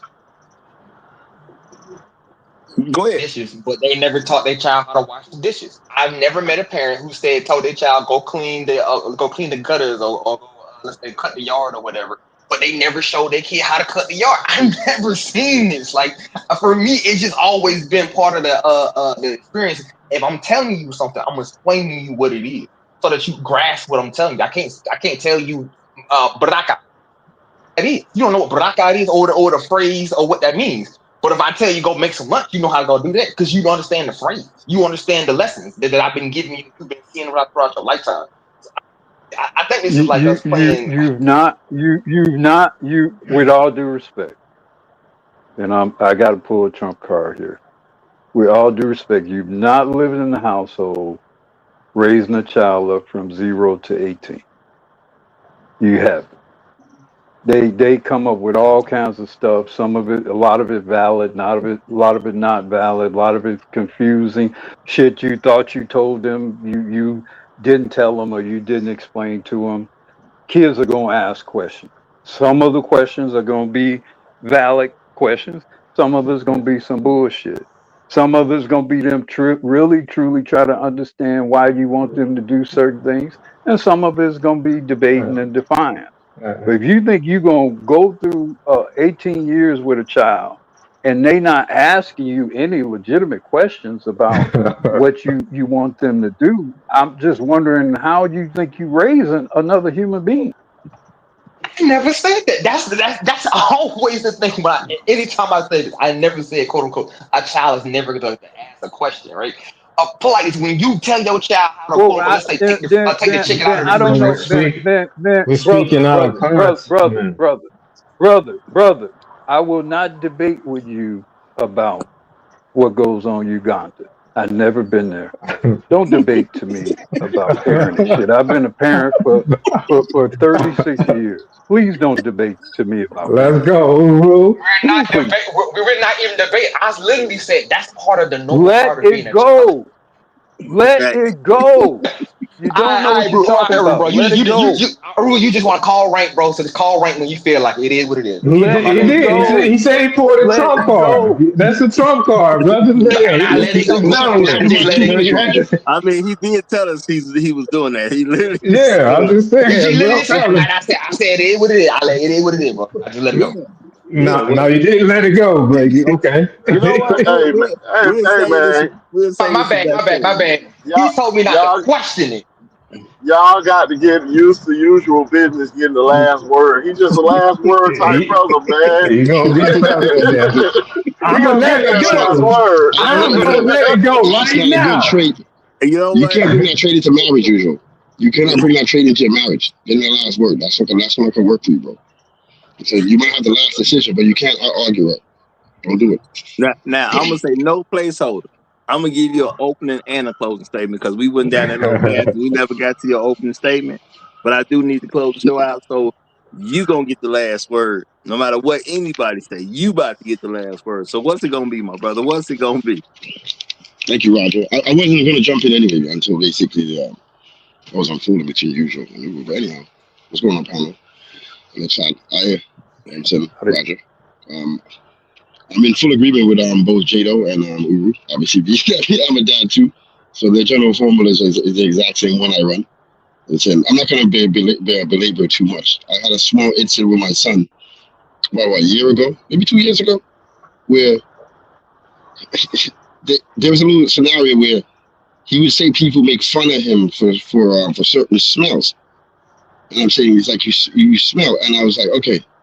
So after I had to essentially try to figure this out and explain that to him, that if you sit down, because I was trying to explain to him how he can fart and where he can fart. You know what I'm saying? That was the whole the point I'm trying to resolve. You get what I'm saying, Roger? So this is an example of something that is so simple as just a poop. You know what I'm saying? And it took me a very long time for him to even grasp that. For me to get him to like say to the teacher, hey, I need to go to the bathroom, and actually go to the bathroom, and I had to explain to him why they're saying, and you would poop in there, and other things he would do, so that way his underwear wouldn't start smelling. You know what I'm saying? So yeah, so you get what I'm saying? So it's yeah. I don't know how to tell you, Roger. It can't be that. It can't be that simple as just shouting demands. And you know what I'm saying? So nevertheless, so have a great day. Well, I'm gonna assume that everybody here that's a parent was at least as good as my parent. That's what I'm gonna assume. So I'm just gonna say for you guys in the audience that didn't kind of catch it, there was some stuff I was told when I was younger. I just did it because I was told to do it, because I was fundamentally trained. You do what you say. You do what you're told to do. Certain lessons they didn't teach me until I was older, because they was waiting to me to have the ability to understand the lesson. That's all I'm saying. Okay. But I am gonna say, when you're dealing with a woman, you really kind of need to make her choose which type of role she wants to be in. And a lot of times you can save yourself a lot of trouble with a woman, because some of them dumb enough to tell you, I want to be in the child's role. She's dumb enough to tell you that. Don't believe they not. Some of them, I say all the time, stupidity is a choice. Some of them dumb enough to say, I want to be in the child's role. And you know what you can do with that information? You can skip past the whole thing, because she already told you what you needed to know. She wants to be in the child's position. You're not trying to be with a child. You're trying to be in a relationship to do something with a person. This person just told you, man, I can't really help you with nothing. Because that's why they're going to say that to you. I don't want you to have an expectation that I'm going to help you with anything. And that's cool if that's what you want. But to me, she gave you enough information, just bypass her altogether. And I'm going to leave it at that. Y'all have a good rest of y'all day. If y'all new here, make sure y'all subscribe. If you haven't already done it, make sure you hit that like button. Y'all hype the videos up every single chance you get. And I'm going to say, y'all, when somebody's put out their sword, and else they put out the sword, just get out the way of the sword. That's all. Just get out the way. Y'all have a good rest of y'all day. Long live the habitual line staffers. I'm Roger. I'm right. And I'm out.